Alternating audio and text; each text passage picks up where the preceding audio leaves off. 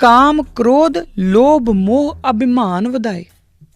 ਕਿ ਜਿਹੜੇ ਕਲਯੁਗ ਦੇ ਵਿੱਚ ਇਹੀ ਧੜਿਆਂ ਦੇ ਵਿੱਚੋਂ ਹੀ ਇਹ ਪੰਜ ਚੋਰ ਜਿਹੜੇ ਆ ਇਹੀ ਸਾਰਾ ਕੁਛ ਸਾਰੀ ਲੜਾਈ ਦਾ ਜੜ ਬਣਦੇ ਆ, ਧੜਿਆਂ ਦੀ ਜੜ ਬਣਦੇ ਆ। ਇਹ ਜਿਹੜੇ ਪੰਜ ਚੋਰ ਨੇ ਉਹ ਇਹਨਾਂ ਚੀਜ਼ਾਂ ਨੂੰ ਵਧਾ ਦਿੰਦੇ ਆ। ਜਦੋਂ ਧੜੇ ਬਣ ਜਾਂਦੇ ਆ ਹੋਰ ਵਧਾ ਦਿੰਦੇ। ਕਿੱਦਾਂ? ਆਲਰੇਡੀ ਮੈਂ ਗੱਲ ਕਰ ਚੁੱਕੀ ਕਿ ਪਾਵਰ ਤੋਂ ਲੋਭ ਬਣ ਗਿਆ, ਲੋਭ ਨੇ ਫਿਰ ਅੱਗੇ ਮੋਹ ਪੈਦਾ ਕਰਤਾ, ਮੋਹ ਦੇ ਵਿੱਚੋਂ ਫਿਰ ਹੰਕਾਰ ਨਿਕਲ ਆਇਆ, ਹੰਕਾਰ ਦੇ ਨਾਲ ਨਾਲ ਕ੍ਰੋਧ ਚੱਲ ਪਿਆ। ਇਹ ਗੱਲ ਆਪਾਂ ਆਲਰੇਡੀ ਕਰ ਲਈ, ਪਰ ਹੁਣ ਇਹਨੂੰ ਆਪਾਂ ਥੋੜ੍ਹਾ ਜਿਹਾ ਹੋਰ ਬਰੀਕੀ ਦੇ ਉੱਤੇ ਸਮਝਣ ਦੀ ਕੋਸ਼ਿਸ਼ ਕਰੀਏ। ਗੁਰੂ ਮਹਾਰਾਜ ਜਦੋਂ ਮਸੰਦਾਂ ਨੂੰ ਇਹ ਉਪਦੇਸ਼ ਦੇ ਰਹੇ ਨੇ, ਜਦੋਂ ਮੰਜੀਦਾਰਾਂ ਨੂੰ ਇਹ ਉਪਦੇਸ਼ ਦੇ ਰਹੇ ਨੇ ਕਿ ਇਹ ਪੰਜ ਚੀਜ਼ਾਂ ਜਿਹੜੀਆਂ ਨੇ ਉਹਨਾਂ ਨੂੰ ਤੁਹਾਨੂੰ ਆਪਣੇ ਵੱਸ 'ਚ ਰੱਖਣਾ ਪਊਗਾ, ਨਹੀਂ ਤਾਂ ਇਹ ਤੁਹਾਨੂੰ ਵੀ ਉਸੇ ਤਰੀਕੇ ਨਾਲ ਇੱਕ ਧੜਿਆਂ ਦੇ ਵਿੱਚ ਵੰਡ ਦੇਣਗੀਆਂ। ਔਰ ਬਾਅਦ 'ਚ ਹੋਇਆ ਵੀ ਤਾਂ ਇੱਦਾਂ ਹੀ ਨਾ ਜੀ, ਕਿਉਂਕਿ ਜਦੋਂ ਗੁਰੂ ਮਹਾਰਾਜ ਦੇ ਖਿਲਾਫ ਜਦੋਂ ਆਉਂਦੇ ਨੇ ਰਾਮ ਰਈਏ ਜਿਹੜੇ ਨੇ ਉਹ ਗੁਰੂ ਮਹਾਰਾਜ ਦੇ ਖਿਲਾਫ ਮਸੰਦਾਂ ਨੂੰ ਭੜਕਾਉਣਾ ਸ਼ੁਰੂ ਕਰਦੇ ਨੇ ਔਰ ਉਹਨਾਂ ਨੂੰ ਕਹਿਣਾ ਸ਼ੁਰੂ ਕਰਦੇ ਕਿ ਪੈਸੇ ਤੁਸੀਂ ਆਪਣੇ ਕੋਲ ਰੱਖੋ। ਉਹ ਕੀ ਆ? ਉਹ ਲਾਲਚ ਦੇ ਰਹੇ ਆ। ਔਰ ਸਿਰਫ ਲਾਲਚ ਕਾਹਦਾ? ਇਹ ਪੈਸਿਆਂ ਦਾ ਲਾਲਚ ਹੁੰਦਾ ਤੇ ਪਹਿਲਾਂ ਵੀ ਲਾਲਚ ਹੋ ਸਕਦਾ ਸੀ, ਪਰ ਉਹ ਪਾਵਰ ਦਾ ਲਾਲਚ ਵੀ ਕਿ ਵੇਖੋ ਤੁਸੀਂ ਸਾਰਾ ਕੁਝ ਕਰ ਰਹੇ ਆ, ਸਾਰਾ ਕੁਝ ਤਾਂ ਤੁਹਾਡੇ ਹੱਥ ਦੇ ਵਿੱਚ ਆ, ਹੈ ਨਾ। ਤੁਸੀਂ ਕੰਮ ਨਾ ਕਰੋ ਤਾਂ ਗੁਰੂ ਮਹਾਰਾਜ ਦਸਵੰਧ ਇਕੱਠਾ ਕਰ ਹੀ ਨਹੀਂ ਸਕਦੇ। ਤੇ ਇਸੇ ਸਮੇਂ ਦੇ ਉੱਤੋਂ ਫਿਰ ਜਦੋਂ ਉਹਨਾਂ ਦੇ ਵਿੱਚ ਆਉਂਦੀ ਅੱਛਾ ਹਾਂ ਸਾਡੇ ਕੋਲੇ ਪਾਵਰ ਆ, ਫਿਰ ਉਸ ਪਾਵਰ ਨੂੰ ਐਕਸਰਸਾਈਜ਼ ਕਰਨਾ ਸ਼ੁਰੂ ਕਰਦੇ ਨੇ। ਲੋਭ ਆ ਗਿਆ ਨਾ, ਲੋਭ ਤੋਂ ਬਾਅਦ ਉਸ ਤੋਂ ਬਾਅਦ ਉਹ ਹੋਰ ਉਹਨੂੰ ਐਕਸਰਸਾਈਜ਼ ਕਰਨਾ ਸ਼ੁਰੂ ਕਰਦੇ। ਉਸ ਪਾਵਰ ਦੇ ਨਾਲ ਉਹਨਾਂ ਦਾ ਮੋਹ ਬਣ ਜਾਂਦਾ ਕਿ ਇਹ ਪਾਵਰ ਮੈਂ ਹੱਥੋਂ ਜਾਣ ਨਹੀਂ ਦੇਣੀ। ਫਿਰ ਜਦੋਂ ਉਹ ਸੰਗਤ ਕੋਲੇ ਦਸਵੰਧ ਇਕੱਠਾ ਕਰਨ ਜਾਂਦੇ ਨੇ ਤਾਂ ਉਹ ਮਸੰਦ ਜਿਹੜੇ ਹਮੇਸ਼ਾ ਸੰਗਤ ਦੇ ਕੋਲ ਹੱਥ ਜੋੜ ਕੇ ਦਸਵੰਧ ਇਕੱਠਾ ਕਰਨ ਜਾਂਦੇ ਸੀ, ਉਹ ਮਸੰਦ ਹੁਣ ਜਾ ਕੇ ਉਹਨਾਂ ਦੇ ਉੱਤੇ ਅਤਿਆਚਾਰ ਵੀ ਕਰਦੇ ਨੇ। ਜਿਹੜਾ ਕੋਈ ਨਹੀਂ ਦਸਵੰਧ ਦਿੰਦਾ ਉਹਨਾਂ ਉੱਤੇ ਅਤਿਆਚਾਰ ਵੀ ਕਰਦੇ ਨੇ। ਫਿਰ ਹੀ ਉਹਨਾਂ ਦੀਆਂ ਕੰਪਲੇਂਟਸ ਸ਼ੁਰੂ ਹੁੰਦੀਆਂ ਨਾ। ਤਾਂ ਉਹ ਕੀ ਆ? ਉਹ ਉਹਨਾਂ ਦੇ ਹੰਕਾਰ ਦੇ ਵਿੱਚੋਂ, ਕਿਉਂਕਿ ਇਹ ਤਾਂ ਸਾਡਾ ਰਾਈਟ ਆ, ਦਸਵੰਧ ਇਕੱਠਾ ਕਰਨਾ ਤੇ ਸਾਡਾ ਰਾਈਟ ਆ, ਇਹ ਕਿੱਦਾਂ ਮਨਾ ਕਰ ਸਕਦੇ ਆ? ਸੋ ਇਹ ਚੀਜ਼ ਜਿਹੜੀ ਆ ਗੁਰੂ ਮਹਾਰਾਜ ਨੇ ਬਕਾਇਦਾ, ਕਿਉਂਕਿ ਗੁਰੂ ਮਹਾਰਾਜ ਦੂਰਦਰਸ਼ੀ ਵੀ ਹੈ, ਉਹ ਤ੍ਰਿਕਾਲਦਰਸ਼ੀ ਆ, ਉਹਨਾਂ ਨੂੰ ਤਿੰਨਾਂ ਕਾਲਾਂ ਦਾ ਉਹਨਾਂ ਨੂੰ ਪਤਾ ਹੈ, ਪਾਸਟ ਪ੍ਰੈਜ਼ੈਂਟ ਫਿਊਚਰ ਉਹਨਾਂ ਨੂੰ ਪਤਾ ਕੀ ਹੋਣਾ ਕੀ ਕਿੱਦਾਂ। ਕਿਉਂਕਿ ਉਹਨਾਂ ਨੂੰ ਤਾਂ ਪਤਾ ਨਾ ਕਿ ਉਹਨਾਂ ਨੇ ਰਾਜ ਦੀ ਨੀਂਹ ਰੱਖੀ ਆ, ਉਹਨਾਂ ਨੂੰ ਤਾਂ ਪਤਾ ਨਾ ਕਿ ਕੱਲ ਨੂੰ ਇਹਨਾਂ ਲੋਕਾਂ ਨੇ ਰਾਜ ਕਰਨਾ, ਕੱਲ ਨੂੰ ਖਾਲਸੇ ਦਾ ਰਾਜ ਹੋਣਾ। ਪਰ ਜੇ ਖਾਲਸੇ ਦਾ ਰਾਜ ਹੋਣ ਤੋਂ ਪਹਿਲਾਂ ਹੀ ਇਹ ਧੜਿਆਂ 'ਚ ਵੰਡੇ ਗਏ ਤੇ ਇਹਨਾਂ ਨੂੰ ਤਾਂ ਜਿਹੜਾ ਮਰਜ਼ੀ ਕੁੱਟ ਕੇ ਚੱਲ ਜੂਗਾ। ਔਰ ਜੋ ਅੱਜ ਹੋ ਰਿਹਾ, ਅੱਜ ਸਾਨੂੰ ਕੁੱਟ ਪੈ ਹੀ ਤਾਂ ਰਹੀ ਹੈ ਕਿਉਂਕਿ ਅੱਜ ਸਾਡੇ 10 ਕੁ ਧੜੇ ਬਣੇ ਹੋਏ ਆ।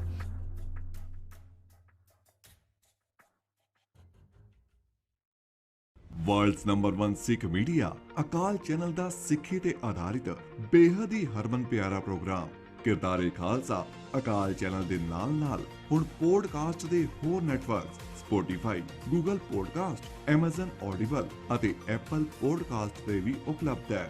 ਵਧੇਰੇ ਜਾਣਕਾਰੀ ਲਈ ਡਿਸਕ੍ਰਿਪਸ਼ਨ ਦੇ ਵਿੱਚ ਦਿੱਤੇ ਗਏ ਲਿੰਕ ਤੇ ਕਲਿੱਕ ਕਰੋ ਜੀ। ਵਾਹਿਗੁਰੂ ਜੀ ਕਾ ਖਾਲਸਾ, ਵਾਹਿਗੁਰੂ ਜੀ ਕੀ ਫਤਿਹ। ਕਿਰਦਾਰੇ ਖਾਲਸਾ ਦੇ ਅੱਜ ਦੇ ਇਸ ਐਪੀਸੋਡ ਦੇ ਵਿੱਚ ਮੈਂ ਕਿਰਨਪ੍ਰੀਤ ਕੌਰ ਆਪ ਸਭ ਦਾ ਬਹੁਤ-ਬਹੁਤ ਸਵਾਗਤ ਕਰਦੀ ਹਾਂ ਜੀ। ਪਿਛਲੇ ਐਪੀਸੋਡ ਦੇ ਵਿੱਚ ਆਪਾਂ ਜਿਹੜੀ ਗੱਲ ਕਰ ਰਹੇ ਸੀ ਉਹ ਧੜਿਆਂ ਦੀ ਗੱਲ ਕਰ ਰਹੇ ਸੀਗੇ ਕਿ ਧੜੇ ਕਿਸ ਤਰ੍ਹਾਂ ਬਣ ਜਾਂਦੇ ਨੇ ਔਰ ਗੁਰੂ ਮਹਾਰਾਜ ਸਾਨੂੰ ਕੀ ਦੱਸਦੇ ਨੇ, ਕੀ ਸਮਝਾਉਂਦੇ ਨੇ ਕਿ ਕਿਹੜੇ ਲੋਕਾਂ ਦੇ ਧੜੇ ਹੁੰਦੇ ਆ, ਕਿਹੜੇ ਜਿਹੜੇ ਧੜੇ ਨੇ ਉਹ ਕਿਸ ਤਰੀਕੇ ਨਾਲ ਸਾਡੀ ਜ਼ਿੰਦਗੀ ਦੇ ਵਿੱਚ ਆਪਾਂ ਬਣਾਉਂਦੇ ਜਾਂਦੇ ਹਾਂ। ਕਈ ਵਾਰੀ ਅਸੀਂ ਮੋਹ ਦੇ ਵੱਸ ਪੈ ਕੇ, ਕਈ ਵਾਰੀ ਅਸੀਂ ਲਾਲਚ ਦੇ ਵੱਸ ਪੈ ਕੇ ਜਾਂ ਪਾਵਰ ਦੀ ਭੁੱਖ ਦੇ ਵੱਸ ਪੈ ਕੇ ਅਸੀਂ ਧੜੇ ਬਣਾ ਲੈਂਦੇ ਹਾਂ। ਪਰ ਮਹਾਰਾਜ ਦੱਸਦੇ ਨੇ ਕਿ ਉਹ ਸਾਰੇ ਜਿਹੜੇ ਧੜੇ ਨੇ ਉਹ ਇੱਕ ਗੁਰਸਿੱਖ ਦੇ ਲਈ, ਇੱਕ ਸਿੱਖ ਦੇ ਲਈ ਜਿਹੜੇ ਨੇ ਉਹ ਝੂਠੇ ਧੜੇ ਨੇ ਔਰ ਰਾਦਰ ਉਹ ਪੂਰੀ ਦੁਨੀਆ ਲਈ ਝੂਠੇ ਧੜੇ ਨੇ। ਪਰ ਗੁਰੂ ਮਹਾਰਾਜ ਦਾ ਜਿਹੜਾ ਉਪਦੇਸ਼ ਹੈ ਉਹ ਇਸ ਤਰ੍ਹਾਂ ਕਹਿੰਦਾ ਹੈ ਕਿ ਜਿਹੜਾ ਕਿਉਂਕਿ ਜਿਹੜਾ ਸਿੱਖ ਹੈ ਉਹ ਗੁਰੂ ਦੀ ਗੱਲ ਦੇ ਉੱਤੇ ਹੀ ਚੱਲੂਗਾ। ਜਿਸ ਤਰ੍ਹਾਂ ਦਾ ਜੀਵਨ ਗੁਰੂ ਦਾ ਹੈ ਉਸੇ ਤਰ੍ਹਾਂ ਦਾ ਜੀਵਨ ਹੀ ਗੁਰਸਿੱਖ ਦਾ ਹੋ ਸਕਦਾ। ਜੇਕਰ ਗੁਰਸਿੱਖ ਦਾ ਜੀਵਨ ਗੁਰੂ ਦੇ ਜੀਵਨ ਨਾਲੋਂ ਡਿਫਰੈਂਟ ਹੈ, ਵੱਖਰਾ ਹੈ, ਤਾਂ ਫਿਰ ਉਹ ਗੁਰਸਿੱਖ ਨਹੀਂ ਹੋ ਸਕਦਾ। ਇਸ ਕਰਕੇ ਕਿਉਂਕਿ ਇਹਦੇ ਬਾਰੇ ਵੀ ਆਪਾਂ ਗੱਲ ਜਿਹੜੀ ਆ ਉਸ ਤੋਂ ਪਿਛਲੇ ਐਪੀਸੋਡ ਵਿੱਚ ਕਰ ਚੁੱਕੇ ਹਾਂ ਕਿ ਮਹਾਰਾਜ ਦੱਸਦੇ ਨੇ ਕਿ ਜਿਹੜਾ ਵੀ ਕੰਮ ਜਿਹੜਾ ਹੈ ਉਹ ਗੁਰੂ ਦੇ ਮਨ ਨੂੰ ਭਾਉਂਦਾ ਹੋਇਆ ਕੀਤਾ ਜਾਵੇ, ਉਹ ਉਸ ਕੰਮ ਦਾ ਤਾਂ ਕੋਈ ਨਾ ਕੋਈ ਪ੍ਰਣਾਮ ਚੰਗਾ ਹੋ ਸਕਦਾ। ਪਰ ਜਿਹੜਾ ਕੰਮ ਗੁਰੂ ਦੇ ਮਨ ਦੇ ਉਲਟ ਕੀਤਾ ਜਾਵੇ ਜਾਂ ਕਰਵਾਇਆ ਜਾਵੇ, ਬੇਸ਼ੱਕ ਇਹ ਉਪਦੇਸ਼ ਉਹਨਾਂ ਦਾ ਜਿਹੜਾ ਮੰਜੀਦਾਰਾਂ ਨੂੰ ਹੈ ਪਰ ਉਹ ਤਕਰੀਬਨ ਸਾਰੀ ਕਾਇਨਾਤ ਦੇ ਲਈ ਸਾਂਝਾ ਹੋ ਜਾਂਦਾ। ਕਿਉਂਕਿ ਜਿਹੜਾ ਵੀ ਕੰਮ ਗੁਰੂ ਦੇ ਹੁਕਮ ਤੋਂ ਬਾਹਰ ਹੋ ਕੇ ਕੀਤਾ ਜਾਵੇ ਉਹ ਗੁਰੂ ਦੇ ਹੁਕਮ ਦੀ ਅਦੁੱਲੀ ਹੁੰਦੀ ਹੈ, ਗੁਰੂ ਹੁਕਮ ਦੀ ਅਦੁੱਲੀ ਹੋ ਜਾਂਦੀ ਹੈ। ਸੋ ਗੁਰੂ ਪਾਤਸ਼ਾਹ ਜਦੋਂ ਦੱਸਦੇ ਨੇ ਕਿ ਜਿਹੜੇ ਧੜੇ ਨੇ ਉਹ ਇਸ ਤਰੀਕੇ ਨਾਲ ਕੁਛ ਲੋਕ ਕਿਸ ਤਰ੍ਹਾਂ ਨਾਲ ਧੜੇ ਬਣਾ ਲੈਂਦੇ ਨੇ, ਫਿਰ ਉਹ ਝੂਠੇ ਧੜੇ ਨੇ ਔਰ ਉਹਨਾਂ ਵਿੱਚ ਰਹਿ ਕੇ ਬੰਦਾ ਪਛਤਾਉਂਦਾ ਹੈ। ਉਹਦੇ ਪਿੱਛੇ ਬਾਰੇ ਆਪਾਂ ਲਾਸਟ ਐਪੀਸੋਡ ਦੇ ਵਿੱਚ ਗੱਲ ਇੱਥੇ ਹੀ ਸਮਾਪਤ ਕੀਤੀ ਸੀਗੀ ਔਰ ਮੈਂ ਉਦਾਹਰਨ ਦਿੱਤੀ ਸੀ ਪੋਲੀਟੀਕਲ ਪਾਰਟੀਜ਼ ਦੀ। ਮੈਂ ਇਸ ਪ੍ਰੋਗਰਾਮ ਨੂੰ ਲੀਸਟ ਪੋਲੀਟੀਕਲ ਰੱਖਣਾ ਚਾਹੁੰਦੀ ਹਾਂ। ਮੈਂ ਚਾਹੁੰਦੀ ਹਾਂ ਕਿ ਇਹਦੇ 'ਚ ਬਹੁਤਾ, ਵੈਸੇ ਹੋ ਨਹੀਂ ਸਕਦਾ, ਆਪਾਂ ਕਹਿ ਸਾਰੇ ਦਿੰਦੇ ਹਾਂ ਕਿ ਮੈਂ ਪੋਲੀਟੀਕਲ ਨਹੀਂ ਹਾਂ, ਬਟ ਇਹ ਪੋਸੀਬਲ ਨਹੀਂ, ਖਾਸ ਤੌਰ 'ਤੇ ਇੱਕ ਸਿੱਖ ਲਈ ਇਹ ਪੋਸੀਬਲ ਨਹੀਂ, ਕਿਉਂਕਿ ਸਿੱਖ ਦੇ ਸਿੱਖੀ ਦਾ ਜਿਹੜੀ ਜੜ੍ਹ ਹੈ, ਉਹ ਗੁਰੂ ਮਹਾਰਾਜ ਨੇ ਉਹਨੂੰ ਪ੍ਰਫੁੱਲਤ ਹੀ ਇਸ ਤਰੀਕੇ ਨਾਲ ਕੀਤਾ ਕਿ ਰਾਜ ਅਤੇ ਧਰਮ ਦੋਵਾਂ ਦੀ ਗੱਲ ਇਕੱਠੀ ਚੱਲਦੀ ਆ। ਕੋਈ ਹੋਰ ਤਾਂ ਇਹ ਕਹਿ ਸਕਦਾ ਕਿ ਮੈਂ ਸਿਰਫ ਧਰਮ ਦੀ ਗੱਲ ਕਰਨੀ ਹੈ, ਮੈਂ ਰਾਜਨੀਤੀ ਦੀ ਗੱਲ ਨਹੀਂ ਕਰਨੀ, ਪਰ ਸਿੱਖ ਇਹ ਨਹੀਂ ਕਹਿ ਸਕਦਾ ਕਿ ਮੈਂ ਸਿਰਫ ਧਰਮ ਦੀ ਗੱਲ ਕਰੂੰ, ਮੈਂ ਰਾਜਨੀਤੀ ਦੀ ਗੱਲ ਨਹੀਂ ਕਰੂੰ, ਕਿਉਂਕਿ ਧਰਮ ਤੇ ਰਾਜਨੀਤੀ ਗੁਰੂ ਪਾਤਸ਼ਾਹ ਨੇ ਸਾਨੂੰ ਬਰਾਬਰ ਦਿੱਤੀ ਹੈ। ਕਿਉਂਕਿ ਜਿਹੜਾ ਸਿੱਖੀ ਹੈ, ਸਿੱਖੀ ਸਿਰਫ ਇੱਕ ਧਰਮ ਨਹੀਂ, ਇੱਕ ਰਾਜ ਦਾ ਨਾਮ ਵੀ ਹੈ। ਸਿੱਖ ਇੱਕ ਰਾਜ ਦਾ ਨਾਮ ਵੀ ਹੈ, ਕੌਮੀਅਤ ਦਾ ਨਾਮ ਵੀ ਹੈ। ਸੋ ਇਸ ਕਰਕੇ ਸਾਡੇ ਵਾਸਤੇ ਇਹ ਥੋੜ੍ਹਾ ਜਿਹਾ ਨਾ, ਇਹਨੂੰ ਅਲੱਗ-ਅਲੱਗ ਕਰਕੇ ਦੇਖਣਾ ਥੋੜ੍ਹਾ ਡਿਫੀਕਲਟ ਹੋ ਜਾਂਦਾ। ਇਹੀ ਕਾਰਨ ਹੈ ਕਿ ਮੈਂ ਪਿਛਲੇ ਜਿਹੜਾ ਐਪੀਸੋਡ ਸੀਗਾ ਉਹਦੇ ਵਿੱਚ ਜਦੋਂ ਧੜਿਆਂ ਦੀ ਆਪਾਂ ਗੱਲ ਕਰ ਰਹੇ ਸੀ, ਤੇ ਮੈਨੂੰ ਮੇਰੀ ਜਿਹੜੀ ਇੱਕ ਐਗਜ਼ਾਮਪਲ ਜਿਹੜੀ ਮੇਰੇ ਦਿਮਾਗ ਦੇ ਵਿੱਚ ਆਈ ਉਸੇ ਵੇਲੇ ਉਹ ਆਈ ਹੀ ਪੋਲੀਟੀਕਲ ਨੇਤਾਵਾਂ ਦੀ, ਕਿਉਂਕਿ ਇੱਕ ਤਾਂ ਅਸੀਂ ਉਹਨਾਂ ਦੀ ਜੀਵਨ ਨੂੰ ਦੁਨੀਆ ਦੇ ਵਿੱਚ ਵਿਚਰਦਿਆਂ ਹੋਇਆਂ ਦੇਖਿਆ ਹੁੰਦਾ, ਸਾਨੂੰ ਪਤਾ ਹੁੰਦਾ। ਹੁਣ ਮੈਂ ਕਿਸੇ ਇੱਕ ਐਸੇ ਬੰਦੇ ਦੀ ਗੱਲ ਕਰਾਂ ਜਿਹਦੇ ਬਾਰੇ ਬਹੁਤ ਜ਼ਿਆਦਾ ਸੰਗਤ ਨਾ ਵੀ ਜਾਣਦੀ ਹੋਵੇ ਤਾਂ ਸ਼ਾਇਦ ਉਹ ਰਿਲੇਟ ਕਰਨ 'ਚ ਔਖਾ ਹੋ ਜਾਊਗਾ, ਪਰ ਜਿਹੜੇ ਪੋਲੀਟੀਕਲ ਲੀਡਰ ਹੁੰਦੇ ਆ ਉਹਨਾਂ ਬਾਰੇ ਤਕਰੀਬਨ ਆਪਾਂ ਸਾਰੇ ਜਾਣਦੇ ਹੁੰਦੇ ਹਾਂ, ਕਿਉਂਕਿ ਸਾਡੀਆਂ ਲਾਈਫ ਦੇ ਬਹੁਤ ਵੱਡੇ ਡਿਸੀਜਨਸ ਜਿਹੜੇ ਆ ਉਹਨਾਂ 'ਤੇ ਨਿਰਭਰ ਕਰਦੇ ਹੁੰਦੇ, ਉਹਨਾਂ 'ਤੇ ਡਿਪੈਂਡ ਕਰਦੇ ਹੁੰਦੇ ਆ। ਸੋ ਇਸ ਕਰਕੇ ਅਸੀਂ ਹਮੇਸ਼ਾ ਉਹਨਾਂ ਬਾਰੇ, ਉਹਨਾਂ ਦੇ ਮੂੰਹ ਵੱਲ ਦੇਖਦੇ ਰਹਿੰਦੇ ਹਾਂ ਕਿ ਇਹ ਕੀ ਬੋਲਣਗੇ, ਕੀ ਨਹੀਂ ਬੋਲਣਗੇ। ਤਾਂ ਉਹਨਾਂ ਦੀ ਜਿਸ ਤਰੀਕੇ ਦੀ ਉਹਨਾਂ ਦੀ ਜੀਵਨ ਸ਼ੈਲੀ ਹੁੰਦੀ ਆ, ਆਪਾਂ ਉਹਨੂੰ ਫੋਲੋ ਕਰਦੇ ਹਾਂ। ਫੋਲੋ ਦਾ ਮਤਲਬ ਇਹ ਨਹੀਂ ਕਿ ਆਪਾਂ ਉਹਨੂੰ ਕਾਪੀ ਕਰਨ ਦੀ ਕੋਸ਼ਿਸ਼ ਕਰਦੇ, ਫੋਲੋ ਦਾ ਮਤਲਬ ਇਹ ਹੈ ਕਿ ਆਪਾਂ ਉਹਨੂੰ ਦੇਖਦੇ ਰਹਿੰਦੇ ਹਾਂ, ਸਾਨੂੰ ਪਤਾ ਹੁੰਦਾ ਉਹ ਕੀ ਕਰ ਰਹੇ ਆ। ਸੋ ਇਸ ਕਰਕੇ ਉਹਨਾਂ ਨਾਲ ਰਿਲੇਟ ਕਰਨਾ ਜਿਹੜਾ ਉਹ ਥੋੜ੍ਹਾ ਸੌਖਾ ਹੋ ਜਾਂਦਾ। ਇਸ ਕਰਕੇ ਮੈਂ ਪੋਲੀਟੀਕਲ ਪਾਰਟੀਜ਼ ਦਾ ਜ਼ਿਕਰ ਕੀਤਾ। ਅੱਜ ਫੇਰ ਕਰਨਾ ਪਊਗਾ ਕਿ ਗੁਰੂ ਮਹਾਰਾਜ ਜਦੋਂ ਸਾਨੂੰ ਧੜਿਆਂ ਦੇ ਬਾਰੇ ਸਮਝਾਉਂਦੇ ਨੇ ਤਾਂ ਉਹ ਇਹ ਸਮਝਾਉਂਦੇ ਨੇ ਕਿ ਇਹ ਜਿਹੜੇ ਝੂਠੇ ਧੜਿਆਂ ਦੇ ਵਿੱਚ ਫਸੇ ਹੋਏ ਲੋਕ ਨੇ, ਇਹ ਅੰਤ ਨੂੰ ਪਛਤਾਉਣਗੇ। ਔਰ ਪਛਤਾਉਂਦੇ ਹੋਏ ਲੋਕ ਅਗਰ ਆਪਾਂ ਅੱਖਾਂ ਖੋਲ੍ਹ ਕੇ ਦੇਖੀਏ ਤਾਂ ਸਾਨੂੰ ਸਾਹਮਣੇ ਨਜ਼ਰ ਆ ਰਹੇ ਨੇ, ਚਾਹੇ ਉਹ ਕਾਂਗਰਸ ਦੇ ਕੈਪਟਨ ਸਾਹਿਬ ਨੇ, ਚਾਹੇ ਉਹ ਬਾਦਲ ਸਾਹਿਬ ਨੇ, ਚਾਹੇ ਜਿਹੜਾ ਵੀ ਹੈ, ਜਿੰਨੇ ਵੀ ਪੰਥ ਦੇ ਨਾਮ ਦੇ ਉੱਤੇ ਪਹਿਲਾਂ ਵੋਟ ਲਈ, ਫਿਰ ਪੰਥ ਨੂੰ ਪਿੱਠ ਦਿਖਾਈ। ਕੁਛ ਤਾਂ ਐਸੇ ਲੋਕ ਨੇ ਜਿੱਦਾਂ ਹੁਣ ਜਿਹੜੇ ਬੀਜੇਪੀ ਵਾਲੇ, ਉਹ ਕਹਿੰਦੇ ਉਹਨਾਂ ਦਾ ਪੰਥ ਨਾਲ ਲੈਣਾ ਦੇਣਾ ਨਹੀਂ ਕੋਈ ਵੀ, ਉਹ ਸਾਡੇ ਨਾਲ ਸ਼ੁਰੂ ਤੋਂ ਹੀ RSS ਜਿਹੜੀ ਹੈ ਉਹ ਸਾਡੇ ਨਾਲ ਲੜਾਈ ਵਿੱਢ ਕੇ ਬੈਠੀ ਹੋਈ ਆ। ਉਹ ਤਾਂ ਸਾਨੂੰ ਪਤਾ ਕਿ ਹਾਂ ਲੜਾਈ ਵਿੱਢ ਕੇ ਬੈਠੇ ਆ। ਇਹ ਆਪਣੇ ਵਾਲੇ ਕੁਛ ਕਹਿਣ ਕਿ ਨਹੀਂ ਸਾਡਾ ਉਹਨਾਂ ਨਾਲ 9 ਮਾਸ ਦਾ ਰਿਸ਼ਤਾ, ਸਾਡੀ ਬੇਵਕੂਫੀ, ਪਰ ਉਹ ਸਾਡੇ ਨਾਲ ਲੜਾਈ ਵਿੱਢ ਕੇ ਬੈਠੇ ਆ। ਉਹਨਾਂ ਨੇ ਕਦੀ ਇਹ ਨਹੀਂ ਕਿਹਾ ਕਿ ਪੰਥ ਦੇ ਨਾਮ ਦੇ ਉੱਤੇ ਸਾਨੂੰ ਵੋਟਾਂ ਪਾ ਦਿਓ ਜਾਂ ਅਸੀਂ ਪੰਥ ਨੂੰ ਬਚਾਉਣਾ, ਉਹਨਾਂ ਨੇ ਕਦੀ ਨਹੀਂ ਕਿਹਾ। ਉਹ ਸ਼ੁਰੂ ਤੋਂ ਕਹਿੰਦੇ ਆ ਰਹੇ ਸਿੱਖ ਹਿੰਦੂ ਆ, ਤੇ ਇਹ ਉਹਨਾਂ ਦੀ ਲੜਾਈ ਹੈ ਸਾਡੇ ਨਾਲ। ਅਸੀਂ ਸ਼ੁਰੂ ਤੋਂ ਕਹਿੰਦੇ ਆ ਰਹੇ ਹਾਂ ਕਿ ਸਿੱਖ ਹਿੰਦੂ ਨਹੀਂ ਆ। ਸੋ ਸਾਡਾ ਇਹ ਕੌਨਫਲਿਕਟ ਹੈਗਾ ਜੋ ਸਾਨੂੰ ਦਿਖਦਾ। ਸਭ ਤੋਂ ਵੱਧ ਮਾੜਾ ਇਨਸਾਨ ਉਹ ਹੁੰਦਾ ਜਿਹੜਾ ਤੁਹਾਡੇ ਵਰਗਾ ਬਣ ਕੇ ਇਹ ਕਹਿ ਕੇ ਕਿ ਤੂੰ ਤਾਂ ਮੈਂ ਹੀ ਆ, ਬਸ ਮੈਂ ਤਾਂ ਤੂੰ ਇੱਕ ਹੀ ਗੱਲ ਆ, ਤੇ ਫਿਰ ਤੁਹਾਡੇ ਪਿੱਠ ਦੇ ਵਿੱਚ ਛੁਰਾ ਮਾਰੇ। ਉਹ ਸਭ ਤੋਂ ਜਿਹੜਾ ਹੈ ਮਾੜਾ ਬੰਦਾ ਹੁੰਦਾ। ਹੁਣ ਉਹ ਜਿਹੜੇ ਲੋਕ ਇਸ ਤਰ੍ਹਾਂ ਕਰਦੇ ਨੇ, ਜਿਨ੍ਹਾਂ ਵਿੱਚ ਜਿਹੜੇ ਆਪਣੇ ਹੁੰਦੇ ਆ, ਉਹ ਕਿਉਂ ਹੋ ਜਾਂਦੇ ਆ? ਕਿਉਂਕਿ ਉਹਨਾਂ ਨੂੰ ਇੰਝ ਲੱਗਦਾ ਕਿ ਉਹ ਇੱਕ ਲਾਲਚ ਦੇ ਵੱਸ ਪੈ ਜਾਂਦੇ ਆ, ਹੈ ਨਾ, ਕਿ ਸਾਨੂੰ ਇਹ ਸਾਰਾ ਕੁਛ, ਅਸੀਂ ਛੇਤੀ ਪਾਵਰ 'ਚ ਆ ਜਾਵਾਂਗੇ, ਸਾਡੇ ਕੋਲ ਪੈਸਾ ਹੋ ਜਾਊਗਾ, ਸਾਡੇ ਕੋਲ ਹੋਰ ਆਪਣੀਆਂ ਪੀੜ੍ਹੀਆਂ ਵਾਸਤੇ ਅਸੀਂ ਪੈਸਾ ਇਕੱਠਾ ਕਰ ਲਾਂਗੇ। ਉਸ ਵੇਲੇ ਫਿਰ ਇਹੋ ਜਿਹੀਆਂ ਕੁਝੀਆਂ ਹਰਕਤਾਂ ਕਰਦੇ ਆ।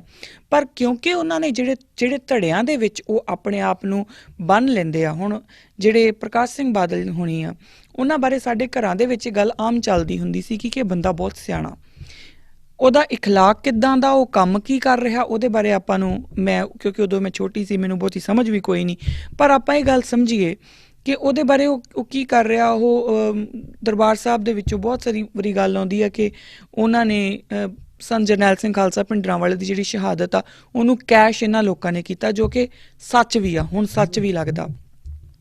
ਪਰ ਇਹ ਗੱਲ ਅਕਸਰ ਚੱਲਦੀ ਆਉਂਦੀ ਸੀ ਕਿ ਪ੍ਰਕਾਸ਼ ਸਿੰਘ ਬਾਦਲ ਜਿਹੜੇ ਆ ਉਹ ਬੜੇ ਸਮਝਦਾਰ ਸਿਆਣੇ ਬੰਦੇ ਆ। ਉਹਨਾਂ ਦਾ ਧੜਾ ਉਹਨਾਂ ਨੇ ਕਿਹੜਾ ਬਣਾ ਲਿਆ? ਉਹਨਾਂ ਨੇ ਪੰਥ ਵੱਲ ਪੰਥ ਤੋਂ ਮੂੰਹ ਮੋੜ ਕੇ, ਤੇ ਉਹਨਾਂ ਨੇ ਇੱਕ ਧੜਾ ਬਣਾ ਲਿਆ ਆਪਣੇ ਬੇਟੇ ਨਾਲ ਕਿ ਜੋ ਕੁਛ ਵੀ ਮੈਂ ਕਰਨਾ ਆਪਣੇ ਬੇਟੇ ਲਈ ਕਰਨਾ। ਔਰ ਇਹੀ ਮਹਾਰਾਜ ਕਹਿੰਦੇ ਨੇ ਨਾ ਕਿ ਕੁਛ ਲੋਕ ਜਿਹੜੇ ਆ ਉਹ ਆਪਣੇ ਮਿੱਤਰਾਂ ਦੇ ਨਾਲ, ਭਾਈਆਂ ਦੇ ਨਾਲ ਧੜਾ ਬਣਾ ਲੈਂਦੇ ਨੇ, ਕੁਛ ਆਪਣੇ ਕੁੜਮਾਂ ਦੇ ਨਾਲ ਜਾਂ ਰਿਸ਼ਤੇਦਾਰੀਆਂ ਦੇ ਵਿੱਚ ਧੜੇ ਬਣਾ ਲੈਂਦੇ ਨੇ, ਕੁਛ ਜਿਹੜੇ ਨੇ ਉਹ ਆਪਣੇ ਲਾਲਚ ਵਸ ਪੈ ਕੇ ਉਹ ਧੜੇ ਬਣਾ ਲੈਂਦੇ ਨੇ। ਹੁਣ ਹੁੰਦਾ ਕੀ ਆ, ਇਹਨੂੰ ਆਪਾਂ ਸਮਝਣ ਦੀ ਕੋਸ਼ਿਸ਼ ਕਰੀਏ। ਪ੍ਰਕਾਸ਼ ਸਿੰਘ ਬਾਦਲ ਵਰਗਾ ਇੱਕ ਇੰਨਾ ਇੰਟੈਲੀਜੈਂਟ ਬੰਦਾ ਜਦੋਂ ਆਪਣੇ ਪੁੱਤਰ ਮੋਹ ਦੇ ਵਿੱਚ ਇੱਕ ਧੜਾ ਬਣਾ ਲੈਂਦਾ, ਉਹ ਗੁਰੂ ਤੋਂ ਮੁਨਕਰ ਹੋ ਜਾਂਦਾ, ਉਹ ਪੰਥ ਤੋਂ ਮੁਨਕਰ ਹੋ ਜਾਂਦਾ। ਪੰਥ, ਕਿਉਂਕਿ ਉਹਦਾ ਧੜਾ ਗੁਰੂ ਦੇ ਅਕੋਰਡਿੰਗ ਸਿਰਫ ਇੱਕ ਅਕਾਲ ਪੁਰਖ ਦਾ ਰਹਿਣਾ ਸੀ। ਹੁਣ ਸੋਚ ਕੇ ਦੇਖਿਓ ਜੇ, ਜਿਨ੍ਹਾਂ ਦਾ ਵੀ ਧੜਾ ਸਿਰਫ ਤੇ ਸਿਰਫ ਅਕਾਲ ਪੁਰਖ ਰਿਹਾ, ਜਿਨ੍ਹਾਂ ਨੇ ਵੀ ਗੁਰੂ ਸਾਹਿਬ ਦੇ ਪੂਰਨਿਆਂ ਦੇ ਉੱਤੇ ਚੱਲਦਿਆਂ ਹੋਇਆਂ ਉਹਨਾਂ ਨੇ ਆਪਣਾ ਧੜਾ ਕੋਈ ਹੋਰ ਨਹੀਂ ਹੋਣ ਦਿੱਤਾ, ਉਹਨਾਂ ਨੂੰ ਪੰਥ ਨੇ ਪ੍ਰਵਾਨਿਤ ਕੀਤਾ ਔਰ ਉਹਨਾਂ ਨੂੰ ਬਕਾਇਦਾ ਪੰਥ ਨੇ ਆਪਣੇ ਸਿਰ ਮੱਥੇ ਤੇ ਚੁੱਕ ਕੇ ਰੱਖਿਆ, ਉਹਨੂੰ ਆਪਣੇ ਹੱਥਾਂ ਤੇ ਚੁੱਕ ਕੇ ਰੱਖਿਆ। ਸੰਤ ਜਰਨੈਲ ਸਿੰਘ ਖਾਲਸਾ ਭਿੰਡਰਾਂ ਵਾਲਿਆਂ ਦੇ ਵਿੱਚ ਐਸਾ ਕੀ ਆ ਕਿ ਅੱਜ ਉਹਨਾਂ ਦੀ ਫੋਟੋ ਤੇ ਕੋਈ ਉਂਗਲ ਵੀ ਕਰਦਾ ਤੇ ਸਾਡੇ ਖੂਨ ਜਿਹੜਾ ਉਬਾਲੇ ਮਾਰਨ ਲੱਗ ਜਾਂਦਾ? ਕੀ ਆ ਉਹਨਾਂ ਦੇ ਵਿੱਚ? ਕਦੀ ਦੇਖਿਆ ਉਹਨਾਂ ਨੂੰ? ਬਹੁਤੇ ਜਿਹੜੇ ਬੱਚੇ ਅੱਜ ਉਹਨਾਂ ਦੀ ਫੋਟੋ ਨੂੰ ਵੀ ਆਪਣੇ ਗਲ ਨਾਲ ਲਾ ਕੇ ਤੁਰੇ ਫਿਰਦੇ ਆ, ਉਹਨਾਂ ਨੇ ਸ਼ਾਇਦ ਉਹਨਾਂ ਨੂੰ ਕਦੀ ਦੇਖਿਆ ਵੀ ਨਹੀਂ, ਸੁਣਿਆ ਵੀ ਨਹੀਂ। ਪਰ ਫਿਰ ਵੀ ਉਹ ਕੀ ਆ, ਕਿਉਂਕਿ ਉਹਨਾਂ ਦਾ ਧੜਾ ਕੇਵਲ ਤੇ ਕੇਵਲ ਅਕਾਲ ਪੁਰਖ ਦਾ ਧੜਾ ਸੀ। ਉਹ ਇਸ ਧੜਿਆਂ 'ਚ ਨਹੀਂ ਵੰਡੇ ਗਏ ਕਿ ਆਹ ਫਲਾਣਾ ਮੇਰਾ ਤੇ ਆਹ ਫਲਾਣਾ ਮੇਰਾ, ਮੈਂ ਆਪਣੇ ਮੁੰਡਿਆਂ ਲਈ ਕੁਛ ਬਣਾ ਲਾਂ ਜਾਂ ਮੈਂ ਆਪਣੇ ਦੋਸਤਾਂ ਨੂੰ ਕੁਛ ਬਣਾ ਕੇ ਦੇ ਦਾਂ ਜਾਂ ਮੈਨੂੰ ਬਹੁਤ ਕੁਛ ਮਿਲ ਜੂਗਾ ਇਸ ਕਰਕੇ ਜਿਹੜੀ ਸੱਤਾ ਧਿਰ ਹੈ ਮੈਂ ਉਹਦੇ ਨਾਲ ਜਾ ਕੇ ਰਲ ਜਾਂ। ਉਹਨਾਂ ਦੇ ਵਿੱਚ ਉਹਨਾਂ ਨੇ ਕੋਈ ਹੋਰ ਧੜਾ ਕਬੂਲ ਨਹੀਂ ਕੀਤਾ। ਉਹਨਾਂ ਦਾ ਧੜਾ ਸਿਰਫ ਤੇ ਸਿਰਫ ਗੁਰੂ ਦਾ ਧੜਾ ਸੀ। ਜਿਸ ਪਾਸੇ ਗੁਰੂ ਖੜੇ ਸੀ ਉਸ ਪਾਸੇ ਹੀ ਸੰਤ ਜੀ ਖੜੇ ਸੀ। ਇਸੇ ਕਰਕੇ ਉਹ ਅੱਜ ਵੀ ਸਾਡੇ ਲਈ ਪਿਆਰੇ ਨੇ। ਇਸੇ ਲਈ ਉਹ ਅੱਜ ਵੀ ਜਦੋਂ ਉਹਨਾਂ ਨੂੰ ਕੋਈ ਮੰਦਾ ਕੁਛ ਬੋਲਣ ਦੀ ਕੋਸ਼ਿਸ਼ ਕਰਦਾ ਨਾ, ਤੇ ਉਹ ਸੂਈਆਂ ਵਾਂਗੂ ਚੁੱਭਦੀ ਆ ਗੱਲ। ਇੰਝ ਲੱਗਦਾ ਜਿੱਦਾਂ ਇੱਕਦਮ ਕਿਸੇ ਨੇ ਤੁਹਾਨੂੰ ਗਲਾ ਵੱਢ ਕੇ ਰੱਖ ਦਿੱਤਾ ਹੋਵੇ, ਐਵੇਂ ਫੀਲ ਹੁੰਦਾ ਜਦੋਂ ਸੰਤ ਜੀ ਬਾਰੇ ਕੋਈ ਕੁਛ ਬੋਲਦਾ। ਉਹਦਾ ਕਾਰਨ ਸਿਰਫ ਇਹੀ ਆ। ਤੇ ਦੂਜੇ ਪਾਸੇ ਬਾਦਲ ਸਾਹਿਬ ਹੋਣੀ ਨੇ, ਜਿਨ੍ਹਾਂ ਨੂੰ ਕੌਮ ਨੇ ਬਕਾਇਦਾ ਏਡੇ ਵੱਡੇ ਜਿਹੜਾ ਰਾਜਸੀ ਅਧਿਕਾਰ ਦੇ ਉੱਤੇ ਬਿਠਾਈ ਰੱਖਿਆ। ਅੱਜ ਜਦੋਂ ਬਾਦਲ ਸਾਹਿਬ ਹੋਣਾ ਦਾ ਨਾਂ ਆਉਂਦਾ ਤੇ ਲੋਕੀ ਗਾਲਾਂ ਕੱਢਦੇ ਆ ਉਹਨਾਂ ਨੂੰ। ਔਰ ਸਿਰਫ ਇੱਕੋ ਗੱਲ, ਜਰਾ ਆਪਾਂ ਆਪਣੇ ਆਪ ਨੂੰ ਸਮਝ ਕੇ ਦੇਖੀਏ, ਸੋਚ ਕੇ ਦੇਖੀਏ, ਇਸ ਵੇਲੇ ਜਿਹੜੀ ਮੌਜੂਦਾ ਸਰਕਾਰ ਹੈ ਉਹ ਇੱਕੋ ਕੰਮ ਕਰਕੇ ਤੇ ਉਹਦੇ ਉੱਤੇ ਵਾਹ-ਵਾਹੀ ਖੱਟੀ ਜਾ ਰਹੀ ਆ। ਉਹ ਕੰਮ ਕੀ ਆ? ਕਦੀ ਉਹ ਕਹਿ ਦਿੰਦੇ ਆ ਜੀ ਅਸੀਂ ਹਰਸਿਮਰਤ ਬਾਦਲ ਦੀ ਜਿਹੜੀ ਸਿਕਿਉਰਿਟੀ ਵਾਪਸ ਲੈ ਲਈ, ਫਲਾਣਿਆਂ ਦੀ ਸਿਕਿਉਰਿਟੀ ਵਾਪਸ ਲੈ ਲਈ, ਢਮਕਾਣਿਆਂ ਦੀ ਸਿਕਿਉਰਿਟੀ ਵਾਪਸ ਲੈ ਲਈ। ਇੰਨੀ ਗੱਲ ਦੇ ਉੱਤੇ ਬੱਲੇ ਬੱਲੇ ਹੋਈ ਜਾ ਰਹੀ ਆ। ਇਹਨੂੰ ਆਪਾਂ ਸਮਝੀਏ ਕਿਉਂ ਬੱਲੇ ਬੱਲੇ ਹੋਈ ਜਾ ਰਹੀ ਹੈ। ਮੈਨੂੰ ਖੁਦ ਨੂੰ ਬੜਾ ਵਧੀਆ ਲੱਗਦਾ ਜਦੋਂ ਇਹ ਗੱਲ ਖਬਰ ਆਉਂਦੀ, ਮੈਨੂੰ ਬਹੁਤ ਚੰਗਾ ਲੱਗਦਾ। ਕਿਉਂ ਚੰਗਾ ਲੱਗਦਾ? ਕਿਉਂਕਿ ਉਹ ਸਾਡੇ ਸੀ, ਪਰ ਉਹਨਾਂ ਨੇ ਪੰਥ ਨੂੰ ਪਿੱਠ ਦਿੱਤੀ। ਉਹਨਾਂ ਨੇ ਗੁਰੂ ਵੱਲ ਪਿੱਠ ਕਰਕੇ ਆਪਣੇ ਧੜੇ ਬਣਾ ਲਏ। ਤੇ ਜਦੋਂ ਫਿਰ ਇੰਝ ਲੱਗਦਾ ਕਿ ਠੀਕ ਆ, ਤੁਸੀਂ ਇਸੇ ਕਾਬਲ ਸੀ, ਇਸ ਕਰਕੇ ਤੁਹਾਡੇ ਨਾਲ ਇਹ ਸਭ ਕੁਝ ਹੋ ਰਿਹਾ ਹੈ ਨਾ। ਸੋ ਇਹ ਜਿਹੜੇ ਗੁਰੂ ਮਹਾਰਾਜ ਨੇ ਸਾਨੂੰ ਇਹ ਧੜਿਆਂ ਦੀ ਜਿਹੜੀ ਇੱਕ ਰਣਨੀਤੀ ਦੱਸੀ ਹੈ ਨਾ, ਕਿ ਧੜੇ ਕਿੱਦਾਂ ਬਣਦੇ ਆ, ਕਿਉਂ ਬਣਦੇ ਆ, ਕਿਹੜਾ ਧੜਾ ਕਿਸ ਤਰੀਕੇ ਦਾ ਹੁੰਦਾ ਔਰ ਗੁਰਸਿੱਖ ਦਾ ਧੜਾ ਕਿਹੜਾ ਹੁੰਦਾ, ਇਹ ਸਾਨੂੰ ਸਮਝਣਾ ਬਹੁਤ ਜ਼ਰੂਰੀ। ਮੈਂ ਇੰਨਾ ਲੰਬਾ ਸਮਾਂ, ਪਿਛਲਾ ਪੂਰਾ ਐਪੀਸੋਡ ਵੀ ਮੈਂ ਧੜਿਆਂ ਦੇ ਉੱਤੇ ਲਾਇਆ, ਉਸ ਤੋਂ ਪਿਛਲੇ ਐਪੀਸੋਡ ਦਾ ਵੀ ਲਾਸਟ ਵਾਲਾ ਹਿੱਸਾ ਮੈਂ ਧੜਿਆਂ 'ਤੇ ਲਾਇਆ। ਅੱਜ ਵੀ ਮੈਂ ਉਹਦੀ ਗੱਲ ਹੀ ਕਰ ਰਹੀ। ਇਹ ਕਿਉਂ ਕਰ ਰਹੀ ਹਾਂ? ਕਿਉਂਕਿ ਮੌਜੂਦਾ ਸਿਚੁਏਸ਼ਨ ਅਗਰ ਆਪਾਂ ਵੇਖੀਏ ਤਾਂ ਸਿੱਖ ਧਰਮ ਧੜਿਆਂ ਦੇ ਵਿੱਚ ਪਾਟਿਆ ਪਿਆ ਆ। ਤੇ ਇੱਕ ਗੱਲ ਆਪਾਂ ਇਹ ਸਮਝ ਲਈਏ ਕਿ ਜਿੰਨੀ ਵਾਰ ਵੀ ਅਸੀਂ ਕਹਾਂਗੇ ਕਿ ਮੈਂ ਫਲਾਣੇ ਧੜੇ ਦਾ ਬੰਦਾ ਆ, ਤੇ ਇਸ ਦਾ ਮਤਲਬ ਹੈ ਕਿ ਅਸੀਂ ਇਸ ਗੱਲ ਦੇ ਉੱਤੇ ਮੋਹਰ ਲਾਉਂਦੇ ਆ ਕਿ ਅਸੀਂ ਗੁਰੂ ਦੇ ਧੜੇ ਦੇ ਨਹੀਂ। ਜੇਕਰ ਅਸੀਂ ਗੁਰੂ ਦੇ ਧੜੇ ਦੇ ਹਾਂ ਤੇ ਫਿਰ ਅਸੀਂ ਸਿਰਫ ਗੁਰੂ ਦੇ ਧੜੇ ਦੇ ਹਾਂ। ਜੇ ਸਾਡੇ ਲਈ ਸਿਰਫ ਤੇ ਸਿਰਫ ਗੁਰੂ ਮਾਇਨੇ ਰੱਖਦਾ ਹੈ ਤਾਂ ਫਿਰ ਸਾਡੇ ਲਈ ਪੰਥ ਪ੍ਰਥਮ, ਬਸ ਉਸ ਤੋਂ ਅੱਗੇ ਹੋਰ ਕੋਈ ਗੱਲ ਨਹੀਂ ਹੈ ਨਾ। ਪਰ ਸਾਡੀ ਪ੍ਰੋਬਲਮ ਕੀ ਆ ਕਿ ਅਸੀਂ ਆਪਣੇ ਧੜੇ ਵੀ ਛੱਡਣਾ ਨਹੀਂ ਚਾਹੁੰਦੇ, ਹੈ ਨਾ। ਮੰਨ ਲਓ ਕਿ ਮੈਂ ਕਿਸੇ ਇੱਕ ਪ੍ਰਚਾਰਕ ਦੀ ਗੱਲ ਸੁਣਦੀ ਹਾਂ, ਮੰਨ ਲਓ ਕਿਸੇ A ਪ੍ਰਚਾਰਕ ਦੀ ਗੱਲ ਸੁਣਦੀ ਹਾਂ, ਕੋਈ ਹੋਰ ਕਿਸੇ B ਪ੍ਰਚਾਰਕ ਦੀ ਗੱਲ ਸੁਣਦਾ ਹੈ। ਦੋਨੋਂ ਹੀ ਸਿੱਖ ਔਰ ਦੋਨੋਂ ਹੀ ਸਿੱਖੀ ਦੇ ਉੱਤੇ ਆਪਣੇ ਆਪ ਨੂੰ ਸੰਪੂਰਨ ਮੰਨ ਰਹੇ ਆ ਔਰ ਇਹ ਵੀ ਮੰਨ ਰਹੇ ਆ ਕਿ ਉਹਨਾਂ ਦਾ ਮੂੰਹ ਵੀ ਗੁਰੂ ਵੱਲ ਹੀ ਆ। ਪਰ ਜਦੋਂ ਤੁਸੀਂ ਦੋਨੋਂ ਜਾਣੇ, ਮੈਂ A ਪ੍ਰਚਾਰਕ ਵਾਲੀ, ਦੂਜਾ B ਪ੍ਰਚਾਰਕ ਵਾਲੇ, ਜਦੋਂ ਆਪਸ 'ਚ ਲੜਾਂਗੇ ਨਾ ਕਿ ਮੇਰੇ ਪ੍ਰਚਾਰਕ ਨੇ ਗੱਲ ਸਹੀ ਕਹੀ ਆ, ਤੇਰੇ ਪ੍ਰਚਾਰਕ ਨੇ ਗੱਲ ਗਲਤ ਕਹੀ ਆ, ਤੇ ਇੱਧਰ ਵਾਲੇ ਕਹਿਣਗੇ ਨਹੀਂ ਜੀ ਤੁਹਾਡੇ ਵਾਲੇ ਨੇ ਗੱਲ ਗਲਤ ਕਹੀ ਆ, ਉਦੋਂ ਆਪਾਂ ਸਮਝ ਲਈਏ ਕਿ ਅਸੀਂ ਗੁਰੂ ਨੂੰ ਪਿੱਠ ਦੇ ਦਿੱਤੀ ਆ। ਕਿਉਂਕਿ ਆਪਾਂ ਪ੍ਰਚਾਰਕਾਂ ਦੇ ਪਿੱਛੇ ਨਹੀਂ ਲੜ ਰਹੇ, ਆਪਾਂ ਇਹ ਸਮਝ ਲਈਏ ਕਿ ਅਸੀਂ ਜੋ ਲੜਾਈ ਲੜ ਰਹੇ ਹਾਂ ਜਾਂ ਜਿਸ ਤਰੀਕੇ ਨਾਲ ਅਸੀਂ ਵਿਹਾਰ ਕਰ ਰਹੇ ਹਾਂ, ਉਹ ਸਿੱਧਾ ਇਹ ਕਹਿਣਾ ਹੈ ਕਿ ਸਾਡੇ ਇਹ ਧੜੇ ਬਣ ਗਏ ਤੇ ਗੁਰੂ ਸਾਹਿਬ ਜੀਓ, ਜਿਹੜੇ ਤੁਸੀਂ ਸਾਨੂੰ ਧੜਾ ਦੱਸਿਆ ਸੀ, ਅਕਾਲ ਪੁਰਖ ਵਾਲਾ ਧੜਾ, ਸਾਡਾ ਹੁਣ ਉਹ ਧੜਾ ਨਹੀਂ ਰਿਹਾ, ਕਿਉਂਕਿ ਧੜੇ ਤੁਹਾਡੇ ਇੱਕੋ ਹੀ ਹੋ ਸਕਦੇ ਆ। ਤੁਸੀਂ ਕਿਸੇ ਇੱਕ ਪਾਰਟੀਕੂਲਰ ਧੜੇ ਦੇ ਹੋ ਸਕਦੇ, ਜਿਹੜੇ ਬਹੁਤ ਸਾਰੇ ਧੜਿਆਂ ਦੇ ਹੁੰਦੇ ਉਹ ਫਿਰ ਦਲ ਬਦਲੂ ਹੋ ਜਾਂਦੇ ਆ। ਸੋ ਇਹ ਆਪਾਂ ਨੂੰ ਵੇਖਣਾ ਪੈਣਾ ਕਿ ਅਸੀਂ ਕਿਹੜੇ ਧੜੇ ਦੇ ਨਾਲ ਹਾਂ, ਅਸੀਂ ਗੁਰੂ ਵੱਲ ਹਾਂ ਜਾਂ ਅਸੀਂ ਆਪਣੇ ਧੜੇ ਬਣਾਏ ਹੋਏ ਆ ਉਹਨਾਂ ਵੱਲ ਹਾਂ। ਇਹ ਸਾਨੂੰ ਸਮਝਣਾ ਪੈਣਾ। ਹੁਣ ਇਹਦੇ ਨਾਲ ਹੀ ਜਿਹੜਾ ਇਸ ਐਪੀਸੋਡ ਦੇ ਵਿੱਚ ਬੜੀ ਇੰਪੋਰਟੈਂਟ ਗੱਲ ਆਪਾਂ ਨੂੰ ਕਰਨੀ ਆ, ਸਮਝਣੀ ਆ, ਉਹ ਇਹ ਆ ਕਿ ਜਰਾ ਸੋਚ ਕੇ ਦੇਖੀਏ ਕਿ ਧੜਿਆਂ ਦੀ ਗੱਲ ਇੰਨੀ ਖੁੱਲ੍ਹ ਕੇ ਗੁਰੂ ਰਾਮਦਾਸ ਪਾਤਸ਼ਾਹ ਕਰਦੇ ਨੇ, ਉਸ ਤੋਂ ਪਹਿਲਾਂ ਇਹ ਗੱਲ ਇੰਨੀ ਖੁੱਲ੍ਹ ਕੇ ਕਿਉਂ ਨਹੀਂ ਆਉਂਦੀ? ਕਿਉਂਕਿ ਜਿਹੜੀ ਜੋਤ ਹੈ ਉਹ ਤਾਂ ਇੱਕ ਹੀ ਹੈ ਨਾ, ਗੁਰੂ ਨਾਨਕ ਤੋਂ ਹੀ ਜੋਤ ਚੱਲਦੀ ਆ ਰਹੀ। ਔਰ ਗੁਰੂ ਨਾਨਕ ਸਾਹਿਬ ਸੱਚੇ ਪਾਤਸ਼ਾਹ ਨੇ ਜੋ ਕੁਛ ਕਿਹਾ, ਉਹੀ ਗੁਰੂ ਅੰਗਦ ਦੇਵ ਮਹਾਰਾਜ ਨੇ ਕਿਹਾ, ਉਹੀ ਗੁਰੂ ਅਮਰਦਾਸ ਪਾਤਸ਼ਾਹ ਨੇ ਕਿਹਾ, ਉਹੀ ਗੁਰੂ ਰਾਮਦਾਸ ਮਹਾਰਾਜ ਕਹਿ ਰਹੇ ਨੇ। ਪਰ ਚੌਥੇ ਜਾਮੇ ਦੇ ਵਿੱਚ ਆ ਕੇ ਹੀ ਉਹ ਇਹ ਗੱਲ ਜਿਹੜੀ ਆ ਉਹ ਇੰਨੀ ਨਿਖਾਰ ਕੇ ਕਿਉਂ ਦੱਸ ਰਹੇ ਨੇ? ਕਿਉਂ ਉਹ ਕਹਿ ਰਹੇ ਨੇ ਕਿ ਜਿਹੜਾ ਸਿੱਖ ਹੈ ਉਹਦਾ ਕੋਈ ਧੜਾ ਨਹੀਂ ਹੋਊਗਾ, ਉਹ ਸਿਰਫ ਅਕਾਲ ਪੁਰਖ ਵਾਲੇ ਪਾਸੇ ਖੜਾ ਹੋਊਗਾ? ਕਿਉਂ ਕਹਿ ਰਹੇ ਨੇ? ਇਹਦੀ ਲੋੜ ਕੀ ਸੀ? ਤਾਂ ਇੱਥੋਂ ਸਾਨੂੰ ਸਮਝਣਾ ਪਊਗਾ ਔਰ ਜੇ ਸਾਨੂੰ ਇਹ ਸਮਝ ਲੱਗ ਗਈ ਨਾ, ਫਿਰ ਸਾਡੀਆਂ ਬਹੁਤ ਸਾਰੀਆਂ ਜਿਹੜੀਆਂ ਹੋਰ ਪ੍ਰੋਬਲਮਸ ਆ, ਕਨਫਿਊਜ਼ਨਸ ਆ, ਉਹ ਖੁੱਲ੍ਹ ਜਾਣਗੀਆਂ। ਗੁਰੂ ਮਹਾਰਾਜ ਨੇ ਸਾਨੂੰ ਇਹ ਗੱਲ ਉਦੋਂ ਦੱਸ ਰਹੇ ਨੇ ਕਿਉਂਕਿ ਹੁਣ ਉਹਨਾਂ ਨੇ ਮੰਜੀਦਾਰ ਵੀ ਆਪਣੇ ਆਪ ਦੇ ਵਿੱਚ ਹੁਣ ਇਸਟੈਬਲਿਸ਼ ਹੋ ਚੁੱਕੇ ਨੇ, ਔਰ ਮਸੰਦ ਵੀ ਉਹਨਾਂ ਨੇ ਇਸਟੈਬਲਿਸ਼ ਕਰ ਦਿੱਤੇ। ਇਸ ਗੱਲ ਨੂੰ ਧਿਆਨ ਨਾਲ ਸਮਝਿਓ। ਮੰਜੀਦਾਰ ਆਲਰੇਡੀ ਇਸਟੈਬਲਿਸ਼ ਹੋ ਗਏ ਨੇ, ਮਸੰਦ ਉਹਨਾਂ ਨੇ ਇਸਟੈਬਲਿਸ਼ ਕਰ ਦਿੱਤੇ ਨੇ। ਪਹਿਲਾਂ ਕੰਮ ਕੀ ਚੱਲਦਾ ਸੀ ਕਿ ਜਿਹੜੇ ਮੰਜੀਦਾਰ ਹੈ ਉਹੀ ਪ੍ਰਚਾਰਕ ਸੀ, ਔਰ ਉਹੀ ਉੱਥੋਂ ਜਿਹੜਾ ਸੰਗਤ ਕੋਲੋਂ ਦਸਵੰਧ ਇਕੱਠਾ ਕਰਦੇ ਸੀਗੇ ਜਾਂ ਜੋ ਵੀ ਸੰਗਤ ਦੀ ਭੇਟਾ ਉਹ ਇਕੱਠੀ ਕਰਦੇ ਸੀ, ਉਸ ਨੂੰ ਗੁਰਦੁਆਰੇ ਉੱਤੇ ਲਾਉਂਦੇ ਸੀ, ਗੁਰਦੁਆਰੇ ਵਿੱਚ ਆਈਆਂ ਸੰਗਤਾਂ ਦੇ ਉੱਤੇ ਲਾਉਂਦੇ ਸੀ, ਔਰ ਜੋ ਬਾਕੀ ਬਚਦਾ ਸੀ ਉਹ ਗੁਰੂ ਮਹਾਰਾਜ ਕੋਲ ਪਹੁੰਚਦਾ ਕਰਦੇ ਸੀ। ਹੁਣ ਲੱਗ ਗਏ ਨਾਲ ਮਸੰਦ ਵੀ, ਕਿਉਂਕਿ ਗੁਰੂ ਮਹਾਰਾਜ ਨੇ ਮਸੰਦ ਨਾਲ, ਕਿਉਂਕਿ ਦਸਵੰਧ ਸਿਸਟਮ ਜਦੋਂ ਸ਼ੁਰੂ ਹੋ ਗਿਆ ਤਾਂ ਗੁਰੂ ਮਹਾਰਾਜ ਨੇ ਮਸੰਦ ਜਿਹੜੇ ਨੇ ਉਹ ਉਹਨਾਂ ਨੇ ਇਸਟੈਬਲਿਸ਼ ਕੀਤੀ ਇੱਕ ਪਰੰਪਰਾ ਕਿ ਜਿਹੜੇ ਮੰਜੀਦਾਰਾਂ ਕੋਲ ਜਾਣਗੇ ਔਰ ਉੱਥੋਂ ਜਿਸ ਤਰੀਕੇ ਨਾਲ ਵੀ ਇੱਕ ਇਕਨੋਮਿਕ ਐਡਮਿਨਿਸਟ੍ਰੇਸ਼ਨ ਆ ਉਹ ਕਰਨਗੇ, ਮਸੰਦ ਇਕਨੋਮਿਕ ਐਡਮਿਨਿਸਟ੍ਰੇਸ਼ਨ ਕਰਨਗੇ। ਹੁਣ ਉਸ ਵੇਲੇ ਦੇ ਮਸੰਦ ਜਿਹੜੇ ਉਹਨਾਂ ਦਾ ਬਹੁਤ ਉੱਚਾ ਕਿਰਦਾਰ ਹੈ, ਬਹੁਤ ਉੱਚਾ ਕਿਰਦਾਰ।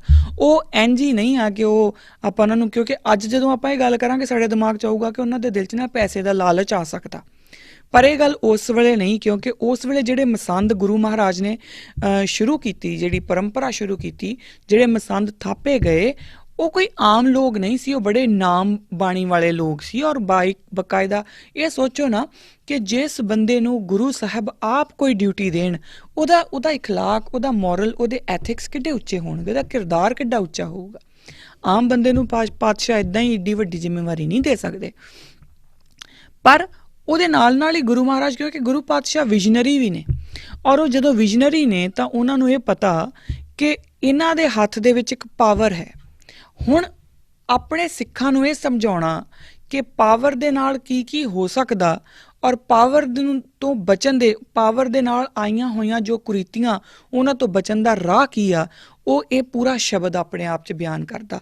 ਧਿਆਨ ਨਾਲ ਸਮਝਿਓ ਜੀ। ਜਦੋਂ ਪਾਵਰ ਬੰਦੇ ਦੇ ਹੱਥ 'ਚ ਆ ਜਾਂਦੀ, ਹੁਣ ਮਸੰਦਾਂ ਦੇ ਹੱਥ ਦੇ ਵਿੱਚ ਪਾਵਰ ਹੈ, ਔਰ ਪਾਵਰ ਜਦੋਂ ਕਿਸੇ ਬੰਦੇ ਦੇ ਹੱਥ 'ਚ ਆ ਜਾਂਦੀ ਹੈ, ਪਾਤਸ਼ਾਹ ਭਲੀ ਭਾਂਤੀ ਜਾਣਦੇ ਆ ਕਿ ਇੱਕ ਪਾਵਰ ਜਦੋਂ ਆਉਂਦੀ ਆ ਤਾਂ ਬੰਦਾ ਅਗਲੀ ਹੋਰ ਜ਼ਿਆਦਾ ਪਾਵਰ ਇਕੱਠੀ ਕਰਨ ਦੇ ਹੋੜ 'ਚ ਲੱਗ ਪੈਂਦਾ, ਕਿਉਂਕਿ ਉਹਨੂੰ ਲੱਗਦਾ ਮੈਂ ਹੋਰ ਜ਼ਿਆਦਾ ਪਾਵਰ ਇਕੱਠੀ ਕਰ ਲਾਂ। ਇਹ ਪੋਜ਼ੀਟਿਵ ਵੀ ਹੈ, ਇਹ ਨੈਗੇਟਿਵ ਵੀ ਹੈ। ਪੋਜ਼ੀਟਿਵ ਕਿੱਦਾਂ? ਜਦੋਂ ਹੁਣ ਮੰਨ ਲਓ ਕਿ ਸਾਨੂੰ ਕਿਸੇ ਜਗ੍ਹਾ ਦੇ ਉੱਤੇ ਕੋਈ ਨੌਕਰੀ ਮਿਲਦੀ ਆ, ਮੈਂ ਚਾਹੁੰਦੀ ਹਾਂ ਕਿ ਮੇਰੀ ਪੋਜੀਸ਼ਨ ਐਜ਼ ਮੰਨ ਲਓ ਮੇਰੀ ਕੋਈ ਪੋਜੀਸ਼ਨ ਆ, ਮੈਂ ਚਾਹੁੰਦੀ ਮੇਰੀ ਪ੍ਰਮੋਸ਼ਨ ਹੋ ਜੇ, ਤਾਂ ਉਹਦੇ ਵਾਸਤੇ ਮੈਂ ਬਹੁਤ ਮਿਹਨਤ ਕਰਦੀ ਹਾਂ। ਹੁਣ ਉਹ ਤਾਂ ਹੋ ਗਿਆ ਪੋਜ਼ੀਟਿਵ ਕਿ ਮੈਂ ਹੋਰ ਅੱਗੇ ਵਧਣਾ ਚਾਹੁੰਦੀ, ਇਸ ਕਰਕੇ ਮੈਂ ਹੋਰ ਮਿਹਨਤ ਕਰਦੀ ਹਾਂ। ਪਰ ਜਿਹੜੀ ਪਾਵਰ ਹੈ, ਹੁਣ ਪਾਵਰ ਦੇ ਵਿੱਚ ਅੱਗੇ ਵਧ ਕੇ ਕੁਝ ਲੋਕਾਂ ਨੂੰ ਇਹ ਲੱਗਣ ਲੱਗ ਜਾਂਦਾ ਕਿ ਪਾਵਰ ਜਿਹੜੀ ਹੈ ਨਾ ਉਹ ਮੇਰਾ ਹੱਕ ਹੈ। ਉਹ ਪਾਵਰ ਨੂੰ ਆਪਣੀ ਡਿਊਟੀ ਜਾਂ ਆਪਣੀ ਰਿਸਪੌਂਸਿਬਿਲਿਟੀ ਸਮਝ ਕੇ ਨਹੀਂ ਚੱਲਦੇ ਕਿ ਅਗਰ ਮੈਨੂੰ ਹੋਰ ਪਾਵਰ ਚਾਹੀਦੀ ਤਾਂ ਮੈਨੂੰ ਹੋਰ ਮਿਹਨਤ ਕਰਨੀ ਆ। ਉਹਨਾਂ ਨੂੰ ਇਹ ਲੱਗਣ ਲੱਗ ਜਾਂਦਾ ਪਾਵਰ ਮੇਰਾ ਹੱਕ ਹੈ, ਔਰ ਇਸ ਤੋਂ ਵੱਧ ਪਾਵਰ ਵੀ ਮੇਰਾ ਹੱਕ ਹੈ ਫਿਰ। ਔਰ ਉਸ ਪਾਵਰ ਨੂੰ ਪਾਉਣ ਦੇ ਲਈ ਉਹ ਇੱਕ ਲੋਭ ਦੇ ਵਿੱਚ ਫਸ ਜਾਂਦੇ ਨੇ। ਉਹ ਹੋਰ ਅੱਗੇ ਹੋਰ ਪਾਵਰ ਇਕੱਠੀ ਕਰ ਲਓ, ਹੋਰ ਪਾਵਰ ਇਕੱਠੀ ਕਰ ਲਓ। ਹੁਣ ਉਹ ਕਿੱਦਾਂ ਹੋਊਗੀ? ਔਰ ਇਸ ਤਰੀਕੇ ਨਾਲ ਹੀ ਹੋਇਆ, ਕਿਉਂਕਿ ਜਿਹੜੇ ਮਸੰਦ ਵੀ ਨੇ ਉਹ ਬੜੇ ਨਾਮ ਬਾਣੀ ਵਾਲੇ ਲੋਕ ਨੇ ਉਹ, ਔਰ ਬਹੁਤ ਲੰਬਾ ਸਮਾਂ ਬਹੁਤ ਚੰਗੇ ਲੋਕ ਵੀ ਰਹੇ। ਇਹ ਗੱਲ ਆਪਾਂ ਆਲਰੇਡੀ ਕਰ ਚੁੱਕੇ ਹਾਂ।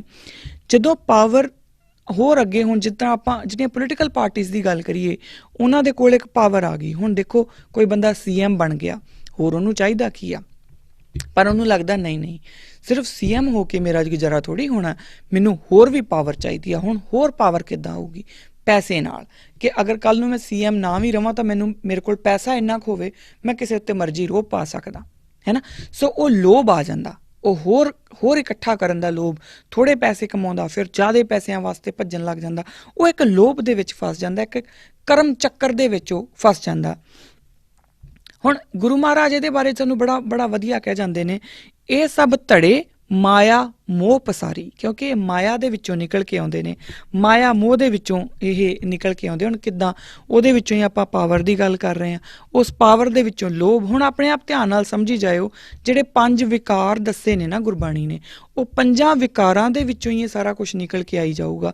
ਇੱਕ ਬੜਾ ਵਿਸ਼ਿਅਸ ਸਰਕਲ ਹੈ, ਇੱਕ ਬੜਾ ਖਤਰਨਾਕ ਇੱਕ ਸਰਕਲ ਬਣ ਜਾਂਦਾ ਕਿ ਤੁਸੀਂ ਇੱਕ ਦੇ ਵਿੱਚ ਫਸ ਗਏ ਤਾਂ ਉਹ ਫਿਰ ਜਿੱਦਾਂ ਗੋਲ ਉਹਦੇ ਵਿੱਚ ਹੀ ਘੁੰਮੀ ਜਾਓਗੇ, ਹੈ ਨਾ। ਪਾਵਰ ਆਈ, ਪਾਵਰ ਨੇ ਇੱਕ ਮਨਸ਼ਾ ਦਿੱਤੀ ਕਿ ਪੈਸੇ ਇਕੱਠੇ ਕਰੋ। ਅੱਜ ਸਵੇਰੇ ਹੀ ਮੈਂ ਇੱਕ ਜਗ੍ਹਾ ਦੇ ਉੱਤੇ ਕੋਈ ਇੱਕ ਛੋਟੀ ਜਿਹੀ ਇੱਕ ਕਲਿੱਪ ਕਿਸੇ ਨੇ ਪਾਈ ਹੋਈ ਸੀਗੀ, ਅਤੇ ਜਿਹੜੇ ਸਾਡੇ ਲਾਭ ਸਿੰਘ ਉਗੋ ਕੇ ਜਿਹੜੇ ਮੌਜੂਦਾ ਹੁਣ MLA ਨੇ, ਉਹਨਾਂ ਨੇ ਉਹ ਕਿਤੇ ਉਹਨਾਂ ਨੇ ਕਿਹਾ ਹੋਊਗਾ, ਮੈਨੂੰ ਤਾਂ ਪਤਾ ਨਹੀਂ, ਮੈਂ ਬਹੁਤਾ ਇਹ ਚੀਜ਼ਾਂ ਸੁਣਦੀ ਵੀ ਨਹੀਂ, ਕਿਉਂਕਿ ਕਿਸੇ ਦੀ ਪਰਸਨਲ ਲਾਈਫ ਦੇ ਵਿੱਚ ਆਮ ਨਾਟ ਵੈਰੀ ਇੰਟਰਸਟਿਡ। ਅਤੇ ਪਰ ਉਹਨਾਂ ਨੇ ਕਿਤੇ ਕਿਹਾ ਹੋਊਗਾ ਕਿ ਮੈਂ ਆਪਣੇ ਫਾਦਰ ਸਾਹਿਬ ਨੂੰ ਇੱਕ ਸਾਈਕਲ ਗਿਫਟ ਕਰਨਾ ਚਾਹੁੰਦਾ। ਮੈਨੂੰ ਨਹੀਂ ਪਤਾ ਸੱਚ ਹੈ, ਮੈਨੂੰ ਨਹੀਂ ਪਤਾ ਝੂਠ ਆ, ਪਰ ਜੋ ਇੱਕ ਛੋਟੀ ਜਿਹੀ ਇੱਕ ਕਲਿੱਪ ਕਿਸੇ ਨੇ ਲਾਈ ਹੋਈ ਸੀਗੀ, ਤਾਂ ਮੈਂ ਉਹਦੀ ਗੱਲ ਕਰ ਰਹੀ ਹਾਂ। ਤਾਂ ਉਹਨਾਂ ਨੇ ਆਪਣੇ ਹੱਥ ਦੇ ਵਿੱਚ ਫ਼ੋਨ ਫੜਿਆ ਹੋਇਆ, ਫ਼ੋਨ iPhone 12 Pro ਆ ਸ਼ਾਇਦ, ਅਤੇ ਉਹ ਨਾਲ ਹੀ ਅਗਲੇ ਬੰਦੇ ਨੇ ਲਿਖਿਆ ਕਿ ਜਿਹੜਾ ਬੰਦਾ ਕੱਲ੍ਹ ਤੱਕ ਇੱਕ ਸਾਈਕਲ ਦੇਣਾ ਚਾਹੁੰਦਾ ਸੀ ਆਪਣੇ ਪਿਤਾ ਜੀ ਨੂੰ ਗਿਫਟ, ਅੱਜ ਉਹਦੇ ਹੱਥ ਦੇ ਵਿੱਚ 1.5 ਲੱਖ ਦਾ ਫ਼ੋਨ ਆ। ਨਾ ਮੈਂ ਇਸ ਨੂੰ ਚੰਗਾ ਕਹਿੰਦੀ, ਨਾ ਮੈਂ ਇਸ ਨੂੰ ਮਾੜਾ ਕਹਿੰਦੀ, ਕਿਉਂਕਿ ਅਗਲੇ ਬੰਦੇ ਦੀ ਆਪਣੀ ਮਿਹਨਤ, ਆਪਣੀ ਕਮਾਈ ਆ, ਕੀ ਕਰ ਰਿਹਾ। ਪਰ ਗੱਲ ਜੋ ਦੇਖਣ ਵਾਲੀ ਆ, ਹੋ ਸਕਦਾ ਉਹਨਾਂ ਨੂੰ ਕਿਸੇ ਨੇ ਗਿਫਟ ਦੇ ਦਿੱਤਾ ਹੋਵੇ, ਦਿੱਤਾ ਜਾ ਸਕਦਾ, ਕਿਉਂਕਿ ਬਹੁਤ ਸਾਰੇ ਜਿਹੜੇ MLA ਜਦੋਂ ਕੋਈ ਬਣਦਾ ਤੇ ਉਹ ਬਹੁਤ ਸਾਰੇ ਲੋਕ ਜਿਹੜੇ ਆ ਉਹਨਾਂ ਨੂੰ ਗਿਫਟ ਦੇਣ ਜਾਂਦੇ। ਪਰ ਹੁਣ ਅਗਲੀ ਗੱਲ ਸਮਝਣ ਵਾਲੀ ਇਹ ਆ ਕਿ ਗਿਫਟ ਦਊਗਾ ਕਿਹੜਾ? ਇੱਕ ਆਮ ਬੰਦਾ ਜਿਹੜਾ ਆਪਣੇ ਘਰ ਆਪਣੀ ਕਮਾਈ ਦੇ ਨਾਲ ਆਪਣੇ ਬੱਚਿਆਂ ਦਾ ਢਿੱਡ ਪਾਲ ਰਿਹਾ, ਉਹ 1.5 ਲੱਖ ਦੀ ਚੀਜ਼ ਗਿਫਟ ਨਹੀਂ ਦੇ ਸਕਦਾ। ਫਿਰ ਗਿਫਟ ਦਊ ਕਿਹੜਾ? ਉਹ ਬੰਦਾ ਜਿਹਦੇ ਕੋਲ ਆਲਰੇਡੀ ਕਾਲਾ ਧਨ ਹੈਗਾ, ਜਿਹਦੇ ਕੋਲ ਆਲਰੇਡੀ ਕੋਈ ਐਸੀ ਚੀਜ਼ ਆ ਕਿ ਜਿਹੜਾ ਉਹਦੇ ਵਿੱਚੋਂ ਦੀ ਉਹ ਜਾਂ ਤੁਹਾਡਾ ਕੋਈ ਬੜਾ ਆਪਣਾ ਪਿਆਰਾ ਦੇ ਸਕਦਾ। ਸੋ ਇਹ ਗੱਲ ਜਿਹੜੀ ਹੈ ਨਾ, ਇਹਨੂੰ ਸਮਝਣਾ ਪਊਗਾ। ਹੁਣ ਆਪਾਂ ਉੱਥੋਂ ਲਾਭ ਸਿੰਘ ਉਗੋਕੇ ਹੁਣਾਂ ਨੂੰ ਮਾਈਨਸ ਕਰ ਦਿੰਦੇ ਹਾਂ, ਆਪਾਂ ਉੱਥੇ ਕਿਸੇ ਵੀ ਇੱਕ ਰੈਂਡਮ ਬੰਦੇ ਦੀ ਗੱਲ ਕਰ ਲੈਂਦੇ ਹਾਂ। ਜਦੋਂ ਉਹਦੇ ਕੋਲ ਪਾਵਰ ਆ ਗਈ, ਉਹਨੂੰ ਪਤਾ ਲੱਗ ਗਿਆ ਕਿ ਪਾਵਰ ਦੇ ਨਾਲ ਮੇਰੇ ਕੋਲ ਗਿਫਟ ਵੀ ਆਉਂਦੇ ਆ, ਮੈਨੂੰ ਬਿਨਾਂ ਮੰਗਿਆ ਇੰਨੀਆਂ ਚੀਜ਼ਾਂ ਮਿਲੀ ਜਾ ਰਹੀਆਂ। ਕੱਲ੍ਹ ਤੱਕ ਮੈਂ ਇੱਕ ਸਾਈਕਲ ਨਹੀਂ ਸੀ ਖਰੀਦ ਸਕਦਾ, ਅੱਜ ਲੋਕ ਮੈਨੂੰ ਆਹ ਚੀਜ਼ਾਂ ਗਿਫਟ ਦੇ ਰਹੇ ਆ। ਤਾਂ ਉਸ ਬੰਦੇ ਨੂੰ ਲੱਗੂਗਾ ਕਿ ਪਾਵਰ ਤਾਂ ਬੜੀ ਕੰਮ ਦੀ ਚੀਜ਼ ਆ, ਤਾਂ ਇਹ ਪਾਵਰ ਮੇਰੇ ਹੱਥੋਂ ਜਾਣੀ ਨਹੀਂ ਚਾਹੀਦੀ। ਸੋ ਉਸ ਪਾਵਰ ਨੂੰ ਹੋਰ ਜਕੜਨ ਦੇ ਲੋਭ ਦੇ ਵਿੱਚ, ਹੋਰ ਜਕੜਨ ਦੀ ਕੋਸ਼ਿਸ਼ ਦੇ ਵਿੱਚ ਉਹ ਆਪਣੇ ਆਪ ਨੂੰ ਹੋਰ ਜ਼ਿਆਦਾ ਜਿਹੜਾ ਕਰਪਟ ਕਰਦਾ ਜਾਊਗਾ, ਹੈ ਨਾ। ਔਰ ਉਸੇ ਕਰਪਸ਼ਨ ਦੇ ਵਿੱਚੋਂ ਨਿਕਲ ਕੇ ਆਊਗਾ ਅੱਗੇ ਜਿਹੜਾ ਮੋਹ ਕਿਉਂ? ਕਿਉਂਕਿ ਉਹਨੂੰ ਇਹ ਲੱਗੂਗਾ ਕਿ ਮੈਂ ਬੜੀ ਮਿਹਨਤ ਦੇ ਨਾਲ, ਮੈਂ ਬੜੇ ਔਖੇ ਦਿਨਾਂ ਦੇ ਵਿੱਚੋਂ ਆਹ ਸਾਰਾ ਕੁਛ ਤਾਂ ਬਣਾ ਲਿਆ, ਹੁਣ ਮੇਰੇ ਅੱਗੇ ਆਉਣ ਵਾਲੀ ਪੀੜ੍ਹੀ ਵਾਸਤੇ ਵੀ ਬਣਾ ਜਾ। ਔਰ ਬਹੁਤ ਸਾਰੀ ਦੁਨੀਆ ਦੇ ਵਿੱਚ ਹੀ ਤਕਰੀਬਨ ਜਿੱਥੇ ਵੀ ਆਪਾਂ ਲੋਕ ਕਰਪਸ਼ਨ ਦੇਖਦੇ ਹਾਂ, ਜਿਨ੍ਹਾਂ ਦੇਸ਼ਾਂ ਦੇ ਵਿੱਚ ਵੀ ਕਰਪਸ਼ਨ ਜ਼ਿਆਦਾ ਹੈ, ਉੱਥੇ ਮੇਨ ਮੁੱਦਾ ਹੀ ਇਹ ਆ ਕਿ ਉਹਨਾਂ ਨੂੰ ਇਹ ਲੱਗਦਾ ਕਿ ਅਸੀਂ ਆਪਣੀ ਆਉਣ ਵਾਲੀਆਂ ਪੀੜ੍ਹੀਆਂ ਵਾਸਤੇ ਵੀ ਚੀਜ਼ਾਂ ਛੱਡਣੀਆਂ। ਅਤੇ ਉਹਨਾਂ ਦੀ ਨਾ ਸਿਰਫ ਉਹਨਾਂ ਦੀ ਆਉਣ ਵਾਲੀ ਪੀੜ੍ਹੀ ਦੇ ਨਾਲ ਉਹਨਾਂ ਦਾ ਮੋਹ ਪਾ ਦਿੰਦਾ, ਬਲਕਿ ਉਹਨਾਂ ਚੀਜ਼ਾਂ ਨਾਲ ਵੀ ਉਹਨਾਂ ਦਾ ਮੋਹ ਪਾ ਦਿੰਦਾ, ਕਿਉਂਕਿ ਉਹਨਾਂ ਨੂੰ ਲੱਗਦਾ ਕਿ ਅਸੀਂ ਬਹੁਤ ਮੁਸ਼ਕਲ ਨਾਲ ਇਹ ਚੀਜ਼ਾਂ ਜਿਹੜੀਆਂ ਕਮਾਈਆਂ, ਇਹ ਹੁਣ ਚਲੇ ਨਾ ਜਾਣ। ਸੋ ਉਹ ਇੱਕ ਮੋਹ ਦੇ ਜਿਹੜੇ ਉਹ ਇੱਕ ਜਕੜਨ ਦੇ ਵਿੱਚ ਫਸ ਜਾਂਦੇ ਆ। ਔਰ ਇਸੇ ਮੋਹ ਦੇ ਵਿੱਚੋਂ, ਕਿਉਂਕਿ ਹੁਣ ਲੋਭ ਹੋ ਗਿਆ, ਮੋਹ ਹੋ ਗਿਆ, ਲੋਭ ਸ਼ੁਰੂ ਹੋ ਗਿਆ ਹੋਰ ਪਾਵਰ ਦਾ, ਔਰ ਉਸ ਲੋਭ ਦੇ ਨਾਲ ਹੀ ਲੈਣ ਦਾ ਮੋਹ ਕਿ ਹੁਣ ਇਹ ਜਿਹੜੀ ਚੀਜ਼ ਆ ਮੇਰੇ ਹੱਥੋਂ ਨਿਕਲ ਨਾ ਜਾਵੇ, ਮੇਰੇ ਪਰਿਵਾਰ ਵਾਸਤੇ ਬੜਾ ਜ਼ਰੂਰੀ ਆ। ਉਹ ਇੱਕ ਸਰਕਲ ਦੇ ਵਿੱਚ ਵੱਜ ਗਏ ਨਾ। ਔਰ ਇਸ ਤੋਂ ਅਗਲਾ ਜਿਹੜਾ ਸਟੈਪ ਆਉਂਦਾ ਉਹ ਆ ਜਾਂਦਾ ਹੰਕਾਰ ਦਾ, ਕਿਉਂਕਿ ਜਦੋਂ ਤੁਹਾਡੇ ਕੋਲ ਪਾਵਰ ਹੈ ਔਰ ਤੁਸੀਂ ਇਸ ਪੋਜੀਸ਼ਨ ਤੇ ਆ ਗਏ ਕਿ ਤੁਸੀਂ ਹੋਰ ਪਾਵਰ ਇਕੱਠੀ ਕਰ ਸਕਦੇ ਆ, ਹੋਰ ਪਾਵਰ ਇਕੱਠੀ ਕਰ ਸਕਦੇ ਆ, ਉਸ ਪਾਵਰ ਦੇ ਨਾਲ ਤੁਸੀਂ ਹੋਰ ਬਹੁਤ ਕੁਝ ਕਰ ਸਕਦੇ ਆ, ਪੈਸਾ ਵੀ ਇਕੱਠਾ ਕਰ ਸਕਦੇ ਆ, ਲੋਕਾਂ ਨੂੰ ਦਬਕੇ ਵੀ ਮਾਰ ਸਕਦੇ ਆ, ਗਰੀਬ ਗੁਰਬੇ ਦਾ ਵਿਚਾਰੇ ਦਾ ਉਹਦਾ ਘਾਣ ਵੀ ਕਰ ਸਕਦੇ ਆ, ਤੇ ਤੁਹਾਨੂੰ ਇਹ ਲੱਗਣ ਲੱਗ ਤੁਹਾਡੇ ਚੋਂ ਇੱਕ ਹੰਕਾਰ ਆ ਜਾਂਦਾ ਕਿ ਲੈ ਮੈਂ ਤਾਂ ਸਾਰਾ ਕੁਝ ਕਰ ਸਕਦਾ ਹੈ ਨਾ, ਮੇਰੇ ਤੋਂ ਮੈਂ ਹੀ ਰੱਬ ਆ, ਮੇਰੇ ਤੋਂ ਵੱਡਾ ਤਾਂ ਕੋਈ ਬੰਦਾ ਹੀ ਨਹੀਂ, ਕਿਉਂਕਿ ਦੇਖੋ ਨਾ ਮੇਰੇ ਕੋਲ ਪੈਸਾ ਵੀ ਹੈ। ਜਦੋਂ ਜਾਵਾਂ ਹੁਣ ਸਾਡੇ ਪੰਜਾਬ ਦੇ ਵਿੱਚ ਜਦੋਂ ਕੋਈ ਇੱਕ ਨੇਤਾ ਨਿਕਲਦਾ ਚਾਹੇ ਉਹ ਕੋਈ ਵੀ ਹੋਵੇ ਤਾਂ ਉਹਦੇ ਅੱਗੇ ਪਿੱਛੇ ਪਤਾ ਨਹੀਂ 10 ਕੁ ਜਿਪਸੀਆਂ ਅੱਗੇ 10 ਕੁ ਜਿਪਸੀਆਂ ਪਿੱਛੇ, ਉਹ ਕੀ ਆ ਹੈ ਨਾ, ਉਹ ਇੱਕ ਹੰਕਾਰ ਆ। ਔਰ ਆਮ ਪਬਲਿਕ ਜਿਹੜੀ ਉਹ ਵਿਚਾਰੀ ਪਾਸੇ ਖੜੀ ਹੋ ਜਾਂਦੀ ਆ। ਗੁਰਦੁਆਰਿਆਂ ਵਿੱਚ ਇਹ ਕੰਮ ਹੋਣ ਲੱਗ ਗਿਆ ਕਿ ਗੁਰਦੁਆਰਿਆਂ ਦੇ ਵਿੱਚ ਉਹ ਜਿਹੜੇ VIP ਉਹਨਾਂ ਨੂੰ ਪਹਿਲਾਂ ਅੱਗੇ ਕੱਢ ਦਿੰਦੇ ਆ ਹੈ ਨਾ, ਤਾਂ ਉਹ ਕੀ ਆ, ਉਹ ਇੱਕ ਹੰਕਾਰ ਆ। ਅਦਰਵਾਈਜ਼ ਜੇ ਕੋਈ ਇੱਕ ਨੋਰਮਲ ਬੰਦਾ ਜਿਹਦੇ 'ਚ ਹੰਕਾਰ ਨਾ ਹੋਵੇ ਤਾਂ ਉਹ ਇਹ ਨਹੀਂ ਸੋਚੂਗਾ ਕਿ ਬਈ ਮੈਂ ਨਿਕਲਣਾ, ਇਹ ਮੇਰੀ ਪ੍ਰੋਬਲਮ ਆ, ਮੇਰੇ ਕਰਕੇ ਬਾਕੀ ਆਮ ਜਨਤਾ ਕਿਉਂ ਤਕਲੀਫ 'ਚ ਆਵੇ। ਕਿਉਂ ਕਿਸੇ ਆਮ ਇੱਕ ਸਕੂਲ ਜਾਂਦੇ ਬੱਚੇ ਨੂੰ ਉਹਨੂੰ ਪਤਾ ਨਹੀਂ ਭੁੱਖ ਲੱਗੀ, ਉਹਨੇ ਘਰ ਜਾ ਕੇ ਆਪਣੀ ਰੋਟੀ ਖਾਣੀ ਹੈ ਨਹੀਂ ਖਾਣੀ, ਕੀ ਕਰਨਾ, ਉਹਨੂੰ ਕਿਉਂ ਸਾਈਡ ਤੇ ਖਲੋਣਾ ਪਵੇ। ਕਿਉਂ ਇੱਕ ਕੰਮ ਤੋਂ ਆਏ ਬੰਦੇ ਨੂੰ ਜਿਹੜਾ ਵਿਚਾਰਾ ਸਾਰਾ ਦਿਨ ਦਿਹਾੜੀ ਲਾ ਕੇ ਆਇਆ ਉਹਨੂੰ ਆਪਣੇ ਸਾਈਕਲ ਦੇ ਉੱਤੇ ਖਲੋਣਾ ਪਵੇ ਕਿਉਂਕਿ ਮੰਤਰੀ ਸਾਹਿਬ ਨੇ ਨਿਕਲਣਾ। ਇਹ ਹੰਕਾਰ ਆ। ਔਰ ਇਹ ਹੰਕਾਰ ਦੇਖੋ ਨਾ ਇੱਕ ਸਰਕਲ ਬਣ ਗਿਆ। ਲੋਭ ਆਇਆ ਪਾਵਰ ਤੋਂ, ਪਾਵਰ ਨੇ ਫਿਰ ਅੱਗੇ ਹੋਰ ਇੱਕ ਮੋਹ ਦੇ ਵਿੱਚ ਫਸਾ ਦਿੱਤਾ ਕਿ ਆਪਣੀਆਂ ਆਉਣ ਵਾਲੀਆਂ ਪੀੜ੍ਹੀਆਂ ਵਾਸਤੇ ਬਣਾ ਲਓ। ਉਹਦੇ ਕਰਕੇ ਇੰਨਾ ਕੁ ਧਨ ਦਾ ਜਾਇਦਾਦ, ਇੰਨੀ ਕੁ ਪਾਵਰ ਇਕੱਠੀ ਕਰ ਲਈ ਕਿ ਉਹ ਹੰਕਾਰ 'ਚ ਤਬਦੀਲ ਹੋ ਗਈ ਕਿ ਮੇਰੇ ਤੋਂ ਵੱਡਾ ਤਾਂ ਕੋਈ ਹੈ ਹੀ ਨਹੀਂ। ਔਰ ਉਸ ਹੰਕਾਰ ਦੇ ਵਿੱਚੋਂ ਹੀ ਅੱਗੇ ਕ੍ਰੋਧ ਨਿਕਲ ਕੇ ਆਉਂਦਾ। ਕਿਉਂ ਕ੍ਰੋਧ ਹਰ ਇੱਕ ਪੈਰ ਦੇ ਉੱਤੇ ਆਉਂਦਾ? ਉਦੋਂ ਜਦੋਂ ਉਹ ਪਾਵਰ ਇਕੱਠੀ ਕਰ ਰਿਹਾ, ਜਿਹੜਾ ਬੰਦਾ ਵੀ ਵਿੱਚ ਆਉਣ ਦੀ ਕੋਸ਼ਿਸ਼ ਕਰੂਗਾ ਉਹ ਉਹਨੂੰ ਰੋਕੂਗਾ, ਉੱਥੇ ਉਹਦਾ ਕ੍ਰੋਧ ਆਊਗਾ। ਜਦੋਂ ਉਹਨੇ ਪਾਵਰ ਇਕੱਠੀ ਕਰ ਲਈ, ਜਿਹੜਾ ਬੰਦਾ ਉਹਦੇ ਕੋਲੋਂ ਕੋਈ ਸਵਾਲ ਕਰੂਗਾ, ਕ੍ਰੋਧ ਆਊਗਾ। ਸੋ ਕ੍ਰੋਧ ਦੇ ਚੱਕਰ ਦੇ ਵਿੱਚ ਵੀ ਆਪਣੇ ਆਪ ਫਸ ਗਿਆ। ਔਰ ਕਾਮ ਤਾਂ ਖੈਰ ਇਹਨਾਂ ਸਾਰਿਆਂ ਦੇ ਨਾਲ ਹੀ ਚੱਲ ਰਿਹਾ ਨਾ, ਕਿਉਂਕਿ ਔਰ ਇੱਕ ਗੱਲ ਫਿਰ ਇੱਥੇ ਮੈਂ ਦੁਹਰਾ ਦਿਆਂ, ਇਹ ਪਹਿਲਾਂ ਵੀ ਬੋਲੀ ਆ ਕਿ ਇਹ ਸਾਰੀਆਂ ਜਿਹੜੀ ਵਿਕਾਰ ਨੇ ਇਹਨਾਂ ਦੇ ਉੱਤੇ ਕਾਬੂ ਪਾਉਣ ਦੀ ਗੱਲ ਹੈ, ਕਿਉਂਕਿ ਖਤਮ ਬੰਦਾ ਨਹੀਂ ਕਰ ਸਕਦਾ ਨਾ, ਖਤਮ ਹੋਣੀ ਹੀ ਚਾਹੀਦੀ, ਕਿਉਂਕਿ ਅਗਰ ਖਤਮ ਹੋ ਗਈ ਤਾਂ ਮਨੁੱਖੀ ਜੀਵਨ ਦਾ ਆਧਾਰ ਹੀ ਖਤਮ ਹੋ ਜਾਊਗਾ। ਸੋ ਇਹ ਵਿਕਾਰਾਂ ਦੇ ਉੱਤੇ, ਵਿਕਾਰ ਕਦੋਂ ਬਣਦੇ ਆ? ਜਦੋਂ ਇਹ ਸਾਡੀ ਜਿਹੜੀ ਕੰਟਰੋਲ ਆ ਉਸ ਤੋਂ ਬਾਹਰ ਚਲ ਜਾਂਦੇ ਆ। ਔਰ ਗੁਰੂ ਮਹਾਰਾਜ ਇਸ ਗੱਲ ਨੂੰ ਬੜਾ ਵਧੀਆ ਕਹਿੰਦੇ ਆ, ਉਹ ਕਹਿੰਦੇ ਕਲਯੁਗ ਮੈਂ ਧੜੇ ਪੰਚ ਚੋਰ ਝਗੜਾਏ। ਇਹ ਜਿੰਨੇ 5 ਚੋਰ ਹੈ ਨਾ ਕਲਯੁਗ ਦੇ ਵਿੱਚ ਧੜੇ ਜਿਹੜੇ ਆ ਉਹ ਇਹੀ 5 ਚੋਰ ਜਿਹੜੇ ਆ ਉਹ ਮਿਲ ਕੇ ਝਗੜਾਉਂਦੇ ਆ।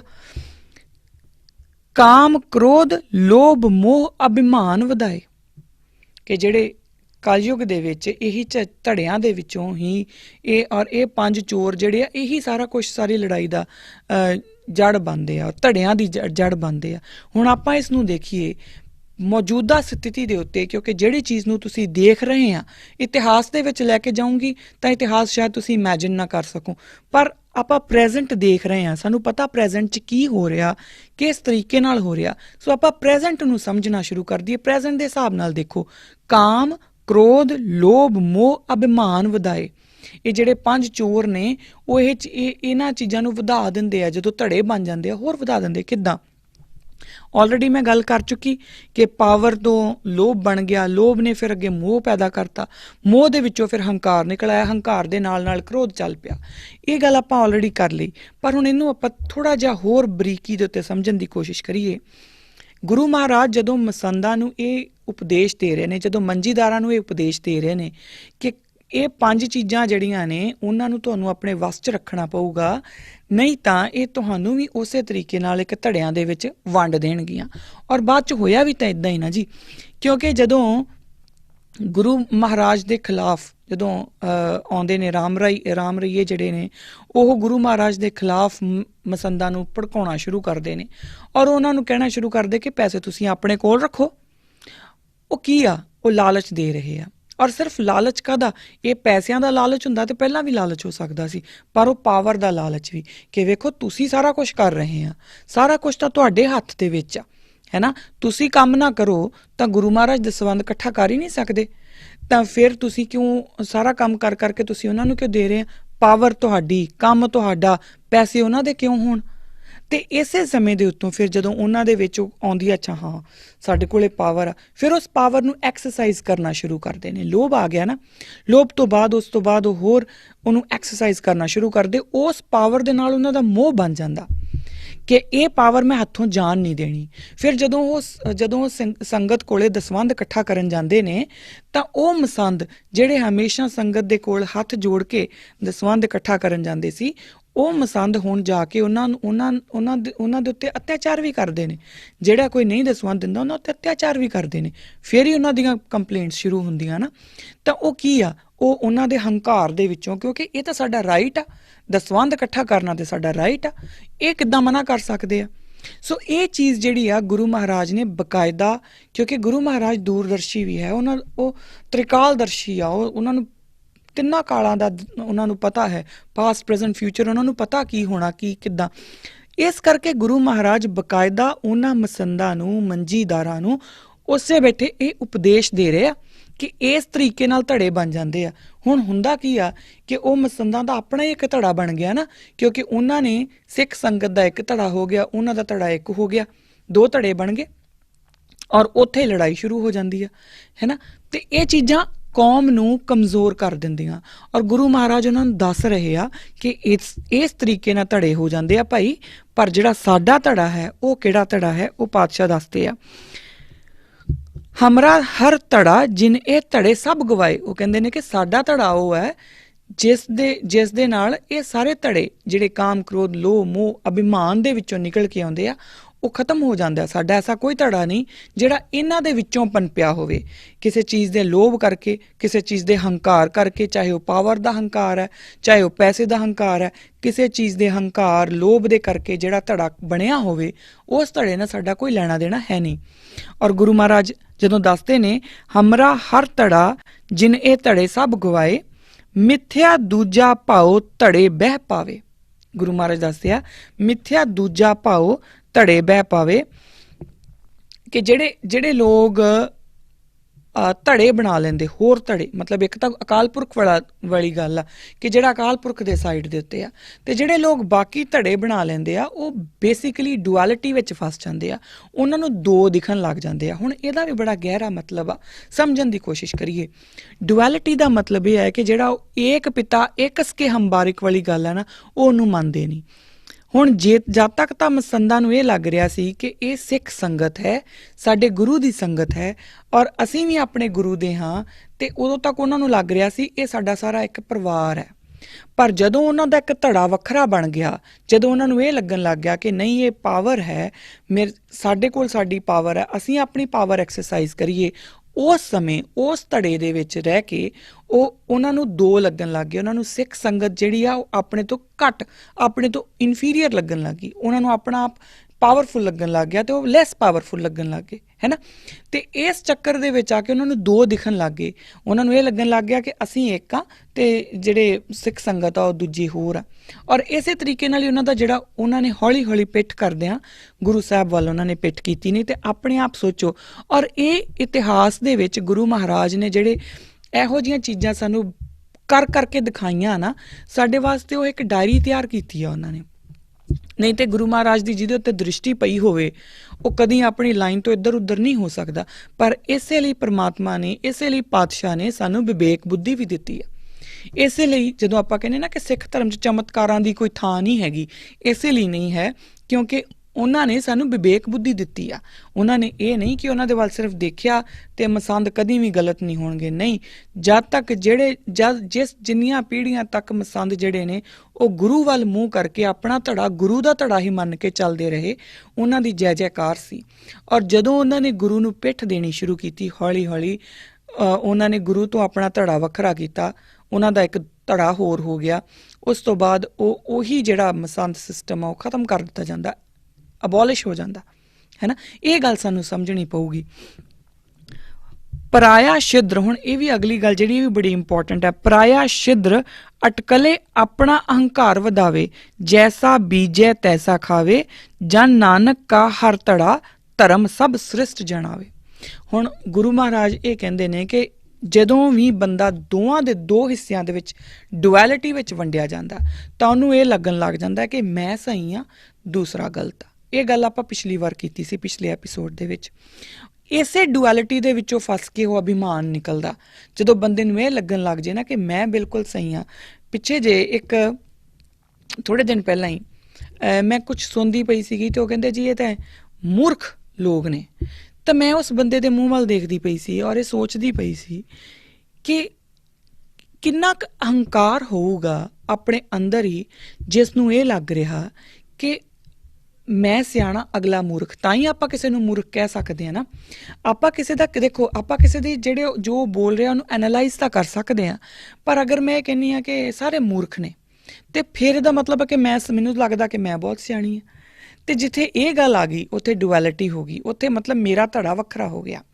ਤੇ ਜਦ ਤੱਕ ਮੈਂ ਇਹ ਸੋਚੂੰਗੀ ਜੋ ਮਰਜ਼ੀ ਹੈ ਉਹ ਮੇਰੇ ਗੁਰੂ ਦੀ ਮਰਜ਼ੀ ਹੈ, ਜੇ ਮੇਰੇ ਮੂੰਹ ਚੋਂ ਕੁਛ ਸਹੀ ਨਿਕਲ ਰਿਹਾ ਤਾਂ ਉਹ ਮੇਰੇ ਗੁਰੂ ਦੀ ਮਰਜ਼ੀ ਹੈ, ਜੇ ਮੇਰੇ ਮੂੰਹ ਚੋਂ ਕੋਈ ਗਲਤ ਨਿਕਲਿਆ ਤਾਂ ਉਹ ਵੀ ਪਾਤਸ਼ਾਹ ਦੀ ਮਰਜ਼ੀ ਹੋਣੀ। ਉਹਨਾਂ ਨੇ ਮੇਰੇ ਮੂੰਹ ਚੋਂ ਕੁਛ ਗਲਤ ਕਢਵਾ ਕੇ ਸ਼ਾਇਦ ਮੇਰੇ ਅੰਦਰ ਦੇ ਵਿਕਾਰ ਜਗ ਜ਼ਾਹਰ ਕਰਨੇ ਹੋਣੇ ਆ, ਜਾਂ ਪਤਾ ਨਹੀਂ ਕਿਸ ਤਰੀਕੇ ਨਾਲ ਉਹਨਾਂ ਦੀ ਮਰਜ਼ੀ। ਪਰ ਇਹ ਆਪਾਂ ਇਸ ਚੀਜ਼ ਨੂੰ ਸਮਝੀਏ ਕਿ ਇਹ ਜਿਹੜੀ ਗੱਲ ਮਹਾਰਾਜ ਕਹਿੰਦੇ ਨੇ ਨਾ ਕਿ ਜਦੋਂ ਪਰਾਏ ਦਾ ਜਿਹੜਾ ਔਗਣ ਆ ਉਹਨੂੰ ਤਾਂ ਬਹੁਤ ਵੱਡਾ ਕਰਕੇ ਦਿਖਾ ਦੇਣਾ ਔਰ ਆਪਣੇ ਔਗਣ ਨੂੰ ਛੋਟੂ ਜਿਹਾ ਕਰ ਲੈਣਾ ਜਾਂ ਕਹਿਣਾ ਕਿ ਹੈ ਹੀ ਨਹੀਂ, ਉਹਦੇ ਵਿੱਚੋਂ ਹੀ ਅਭਿਮਾਨ ਨਿਕਲ ਕੇ ਆਉਂਦਾ। ਔਰ ਅਭਿਮਾਨ ਹੀ ਧੜਿਆਂ ਦੀ ਗੱਲ ਕਰਦਾ, ਕਿਉਂਕਿ ਬੰਦਾ ਇੱਕ ਗਲਤੀ ਕਰਦਾ ਫਿਰ ਉਸਨੂੰ ਛੁਪਾਉਣ ਦੇ ਲਈ ਉਹ ਹੋਰ ਤੇ ਆਪਣੇ ਆਪ ਨੂੰ ਅੱਗੇ ਹੁਣ ਜਦੋਂ ਆਪਾਂ ਡੇਰਿਆਂ ਦੀ ਗੱਲ ਦੇਖਦੇ ਹਾਂ ਤਾਂ ਕੋਈ ਇੱਕ ਇਹ ਡੇਰਾ ਜਿਹੜਾ ਆ ਉਹ ਇੱਕ ਗੱਲ ਬੋਲ ਦਿੰਦਾ ਜਿਹੜੀ ਕਿ ਦੂਜੇ ਵਾਲਿਆਂ ਨੂੰ ਪਸੰਦ ਨਹੀਂ ਆਉਂਦੀ। ਉਹ ਕਹਿੰਦੇ ਨਹੀਂ ਤੁਸੀਂ ਗਲਤ ਬੋਲਿਆ। ਅਗਲਾ ਹੁਣ ਕਹਿੰਦਾ ਜੇ ਮੈਂ ਮੰਨ ਗਿਆ ਕਿ ਮੈਂ ਗਲਤ ਬੋਲਿਆ, ਇੰਨੀ ਸਾਰੀ ਸੰਗਤ ਮੇਰੇ ਨਾਲ ਲੱਗੀ ਆ, ਇਹਨਾਂ ਨੇ ਸਾਰਿਆਂ ਨੇ ਕਹਿਣਾ ਕਿ ਲੈ ਬਾਬੇ ਨੂੰ ਸਮਝ ਹੀ ਨਹੀਂ ਆਉਂਦੀ, ਇਹ ਪਹਿਲਾਂ ਕੀ ਬੋਲੀ ਜਾਂਦਾ, ਪਹਿਲਾਂ ਸੋਚ ਕੇ ਬੋਲੇ। ਤਾਂ ਉਹ ਉਸ ਗੱਲ ਨੂੰ ਢੱਕਣ ਦਾ ਮਾਰਾ ਫਿਰ ਕੀ ਕਰਦਾ ਕਿ ਉਹ ਉਸ ਗੱਲ ਦੇ ਉੱਤੇ ਹੋਰ ਪੋਚਾ ਪਾਉਂਦਾ। ਔਰ ਇਸ ਪੋਚਾ ਪਾਉਣ ਦੇ ਚੱਕਰ 'ਚ ਇਹ ਨਹੀਂ, ਉਹ ਜਿਹੜਾ ਉਹਦਾ ਰੈਲੇਵੈਂਸ ਹੈ ਨਾ, ਉਹ ਪੁਆਇੰਟ ਆਫ ਰੈਲੇਵੈਂਸ ਕੀ ਬਣਾਉਂਦਾ, ਉਹ ਸਾਹਮਣੇ ਵਾਲਿਆਂ ਨੂੰ ਉਹਨਾਂ ਦੇ ਜਿਹੜੀਆਂ ਕਮੀਆਂ ਨੇ ਉਹਨਾਂ ਨੂੰ ਉਜਾਗਰ ਕਰਨਾ ਸ਼ੁਰੂ ਕਰ ਦਿੰਦਾ। ਇਸ ਤਰੀਕੇ ਨਾਲ ਕਦੀ ਵੀ ਗੋਸ਼ਟੀ ਨਹੀਂ ਹੁੰਦੀ, ਕਦੀ ਵੀ ਡਿਸਕਸ਼ਨ ਨਹੀਂ ਹੁੰਦੀ। ਡਿਸਕਸ਼ਨ ਹੁੰਦੀ ਹੈ ਜਦੋਂ ਆਪਾਂ ਇੱਕ ਜਗ੍ਹਾ ਤੇ ਬੈਠ ਕੇ ਇੱਕ ਦੂਜੇ ਨੂੰ ਕਹੀਏ ਵੀ ਭਾਈ ਤੇਰੀ ਇਹ ਗੱਲ ਮੈਨੂੰ ਆਹ ਠੀਕ ਨਹੀਂ ਲੱਗੀ, ਤੇ ਅਗਲਾ ਬੰਦਾ ਜੇ ਉਹਨੂੰ ਲੱਗੇ ਕਿ ਹਾਂ ਵਾਕਈ ਮੈਂ ਇਹ ਗੱਲ ਗਲਤ ਕਹਿਤੀ ਹੈ, ਮੈਨੂੰ ਨਹੀਂ ਕਹਿਣੀ ਚਾਹੀਦੀ ਸੀ, ਤਾਂ ਉਹ ਮੰਨ ਜੇ ਕਿ ਚਲੋ ਭਾਈ ਸਾਹਿਬ ਮੇਰੀ ਇਹ ਗੱਲ ਠੀਕ ਆ, ਮੇਰੀ ਗਲਤੀ ਆ, ਮੈਂ ਮੰਨਦਾ, ਪਰ ਤੁਹਾਡੀ ਵੀ ਮੈਨੂੰ ਆਹ ਗੱਲ ਠੀਕ ਨਹੀਂ ਲੱਗਦੀ। ਤੇ ਫਿਰ ਉਹ ਅਗਲਾ ਕਹੇ ਕਿ ਚੰਗਾ ਠੀਕ ਆ, ਜੇ ਤੁਹਾਨੂੰ ਆਹ ਗੱਲ ਠੀਕ ਨਹੀਂ ਲੱਗਦੀ, ਪਰ ਉਹਦੇ ਵਿੱਚ ਆਪਣਾ ਡਾਇਲੋਗ ਹੋ ਸਕਦਾ ਹੈ ਨਾ। ਸੋ ਗੱਲ ਮੁੱਕਦੀ ਇਹ ਆ ਜੀ ਕਿ ਗੁਰੂ ਮਹਾਰਾਜ ਨੇ ਸਾਨੂੰ ਬਕਾਇਦਾ, ਉਹਨਾਂ ਨੇ ਜਦੋਂ ਮਸੰਦ ਮੰਜੀਦਾਰਾਂ ਨੂੰ ਉਪਦੇਸ਼ ਦਿੱਤਾ ਨਾ ਧੜਿਆਂ ਦਾ, ਤਾਂ ਬੇਸਿਕਲੀ ਉਹਨਾਂ ਨੇ ਕੌਮ ਨੂੰ, ਕਿਉਂਕਿ ਉਹਨਾਂ ਨੂੰ ਤਾਂ ਪਤਾ ਨਾ ਕਿ ਉਹਨਾਂ ਨੇ ਰਾਜ ਦੀ ਨੀਂਹ ਰੱਖੀ ਆ, ਉਹਨਾਂ ਨੂੰ ਤਾਂ ਪਤਾ ਨਾ ਕਿ ਕੱਲ ਨੂੰ ਇਹਨਾਂ ਲੋਕਾਂ ਨੇ ਰਾਜ ਕਰਨਾ, ਕੱਲ ਨੂੰ ਖਾਲਸੇ ਦਾ ਰਾਜ ਹੋਣਾ। ਪਰ ਜੇ ਖਾਲਸੇ ਦਾ ਰਾਜ ਹੋਣ ਤੋਂ ਪਹਿਲਾਂ ਹੀ ਇਹ ਧੜਿਆਂ 'ਚ ਵੰਡੇ ਗਏ ਤੇ ਇਹਨਾਂ ਨੂੰ ਤਾਂ ਜਿਹੜਾ ਮਰਜ਼ੀ ਕੁੱਟ ਕੇ ਚੱਲ ਜੂਗਾ। ਔਰ ਜੋ ਅੱਜ ਹੋ ਰਿਹਾ, ਅੱਜ ਸਾਨੂੰ ਕੁੱਟ ਪੈ ਹੀ ਤਾਂ ਰਹੀ ਆ ਕਿਉਂਕਿ ਅੱਜ ਸਾਡੇ 10 ਕੁ ਧੜੇ ਬਣੇ ਹੋਏ ਆ। ਅਕਾਲੀ ਦਲ ਜਿਹੜਾ ਥੋੜ੍ਹੇ ਦਿਨ ਪਹਿਲਾਂ ਜਿਹੜੀ ਇੱਕ ਪੰਥਕ ਇਕੱਤਰਤਾ ਹੋਈ ਸੀ, ਬਹੁਤੇ ਲੋਕਾਂ ਨੂੰ ਇਸ ਗੱਲ ਦੇ ਵਿੱਚ ਖੁਸ਼ੀ ਹੋਣ ਦੀ ਬਜਾਏ ਕਿ ਵਾਹ ਜੀ ਚਲੋ ਇਕੱਠੇ ਹੋ ਕੇ ਤਾਂ ਬੈਠੇ, ਇਸ ਗੱਲ ਦੀ ਖੁਸ਼ੀ ਹੋਣ ਦੀ ਬਜਾਏ, ਔਰ ਬੜੇ ਸਾਰੇ TV ਚੈਨਲਸ ਆ ਉਹਨਾਂ ਨੇ ਵੀ ਬਕਾਇਦਾ ਉੱਥੇ ਇੱਕ ਪਾਸ ਜਿਹੜੀ ਉਹਦੇ ਵਿੱਚ ਸਿਮਰਨਜੀਤ ਸਿੰਘ ਮਾਨ, ਸੁਖਬੀਰ ਸਿੰਘ ਬਾਦਲ ਤੇ ਸ਼ਾਇਦ ਸਰਨਾ ਸਾਹਿਬ, ਇਹ ਸਾਰੇ ਇੱਕ ਦੂਜੇ ਇਕੱਠੇ ਬੈਠੇ ਹੋਏ ਆ ਤੇ ਉਹਨਾਂ ਦੀ ਫੋਟੋ ਲਾ ਕੇ ਇਸ ਤਸਵੀਰ ਬਾਰੇ ਤੁਹਾਡੀ ਕੀ ਰਾਏ ਹੈ, ਕੀ ਰਾਏ ਹੋਣੀ ਚਾਹੀਦੀ ਹੈ, ਤਸਵੀਰ ਆ। ਪਰ ਉਹ ਇਹ ਪ੍ਰੋਬਲਮ ਆ ਕਿ ਇਕੱਠੇ ਕਿੱਦਾਂ ਬੈਠ ਗਏ, ਔਰ ਇਸ ਚੀਜ਼ ਨੂੰ ਅਸੀਂ ਆਪ ਹੀ ਪ੍ਰਮੋਟ ਕਰ ਰਹੇ ਹਾਂ। ਸੋ ਇਹ ਗੱਲ ਆਪਾਂ ਧਿਆਨ ਨਾਲ ਸਮਝੀਏ। ਆਪਾਂ ਅਗਰ ਆਪਣੇ ਗੁਰੂ ਵੱਲ ਮੂੰਹ ਕਰਕੇ ਬੈਠੇ ਹਾਂ ਤਾਂ ਇਹ ਪ੍ਰਣ ਕਰੀਏ ਕਿ ਸਾਡਾ ਧੜਾ ਸਿਰਫ ਤੇ ਸਿਰਫ ਗੁਰੂ ਪਾਤਸ਼ਾਹ ਦਾ ਧੜਾ ਹੈ, ਸਾਡਾ ਹੋਰ ਕੋਈ ਧੜਾ ਨਹੀਂ। ਮੈਨੂੰ ਕੋਈ A Baba, B Baba, C ਬਾਬਾ ਇਹ ਨਹੀਂ ਦੱਸ ਸਕਦਾ ਕਿ ਕੀ ਸਹੀ ਆ ਕੀ ਗਲਤ ਆ। ਮੈਨੂੰ ਦੱਸਣ ਵਾਲੇ ਮੇਰੇ ਗੁਰੂ ਬੈਠੇ ਨੇ, ਔਰ ਗੁਰੂ ਦਾ ਨਾਮ ਗੁਰੂ ਗ੍ਰੰਥ ਸਾਹਿਬ ਮਹਾਰਾਜ ਨੇ। ਕੋਈ ਵੀ ਬੰਦਾ ਆਪਣਾ ਕੋਈ ਵੀ ਸਵਾਲ ਲੈ ਕੇ ਗੁਰੂ ਮਹਾਰਾਜ ਦੀ ਹਜ਼ੂਰੀ 'ਚ ਚਲੇ ਜਾਓ, ਗੁਰੂ ਮਹਾਰਾਜ ਤੁਹਾਨੂੰ ਜਵਾਬ ਦਿੰਦੇ ਹੀ ਦਿੰਦੇ ਆ। ਵਿਸ਼ਵਾਸ ਕਰਕੇ ਦੇਖੋ। ਸੋ ਆਪਣਾ ਜਿਹੜਾ ਧੜਾ ਹੈ ਨਾ ਉਹ ਗੁਰੂ ਵਾਲਾ ਕਰੀਏ। ਅਗਲਾ ਐਪੀਸੋਡ ਜਿਹੜਾ ਹੈ ਉਹਦੇ ਵਿੱਚ ਮੈਂ ਇਹਦੇ ਬਾਰੇ ਹੋਰ ਜਿਹੜੀ ਆਪਾਂ, ਕਿਉਂਕਿ ਧੜਿਆਂ ਦੀ ਗੱਲ ਅੱਜ ਖਤਮ ਹੋ ਗਈ, ਜਿਹੜੀ ਅਗਲੇ ਐਪੀਸੋਡ ਦੇ ਵਿੱਚ ਆਪਾਂ ਗੱਲ ਕਰਨੀ ਆ, ਉਹ ਗੱਲ ਕਰਨੀ ਕਿ ਗੁਰੂ ਮਹਾਰਾਜ ਨੇ ਸਚਿਆਰ ਮਨੁੱਖ ਜਿਹੜਾ ਹੈ ਉਹਦੀ ਕਿੱਦਾਂ ਉਹਨੂੰ ਘੜਿਆ ਕਿੱਦਾਂ, ਔਰ ਇਹ ਕਿਉਂ ਇੰਪੋਰਟੈਂਟ ਹੈ ਸਾਡੇ ਲਈ ਸਮਝਣਾ। ਇਹਦੇ ਬਾਰੇ ਆਪਾਂ ਅਗਲੇ ਐਪੀਸੋਡ ਦੇ ਵਿੱਚ ਗੱਲ ਕਰਾਂਗੇ। ਅੱਜ ਦੀਆਂ ਮੇਰੀਆਂ ਇੰਨੀਆਂ ਕੀ ਬੇਨਤੀਆਂ ਪ੍ਰਵਾਨ ਕਰਨਾ। ਅਗਲੇ ਐਪੀਸੋਡ ਵਿੱਚ ਫਿਰ ਮਿਲਦੇ ਹਾਂ। ਵਾਹਿਗੁਰੂ ਜੀ ਕਾ ਖਾਲਸਾ, ਵਾਹਿਗੁਰੂ ਜੀ ਕੀ ਫਤਿਹ।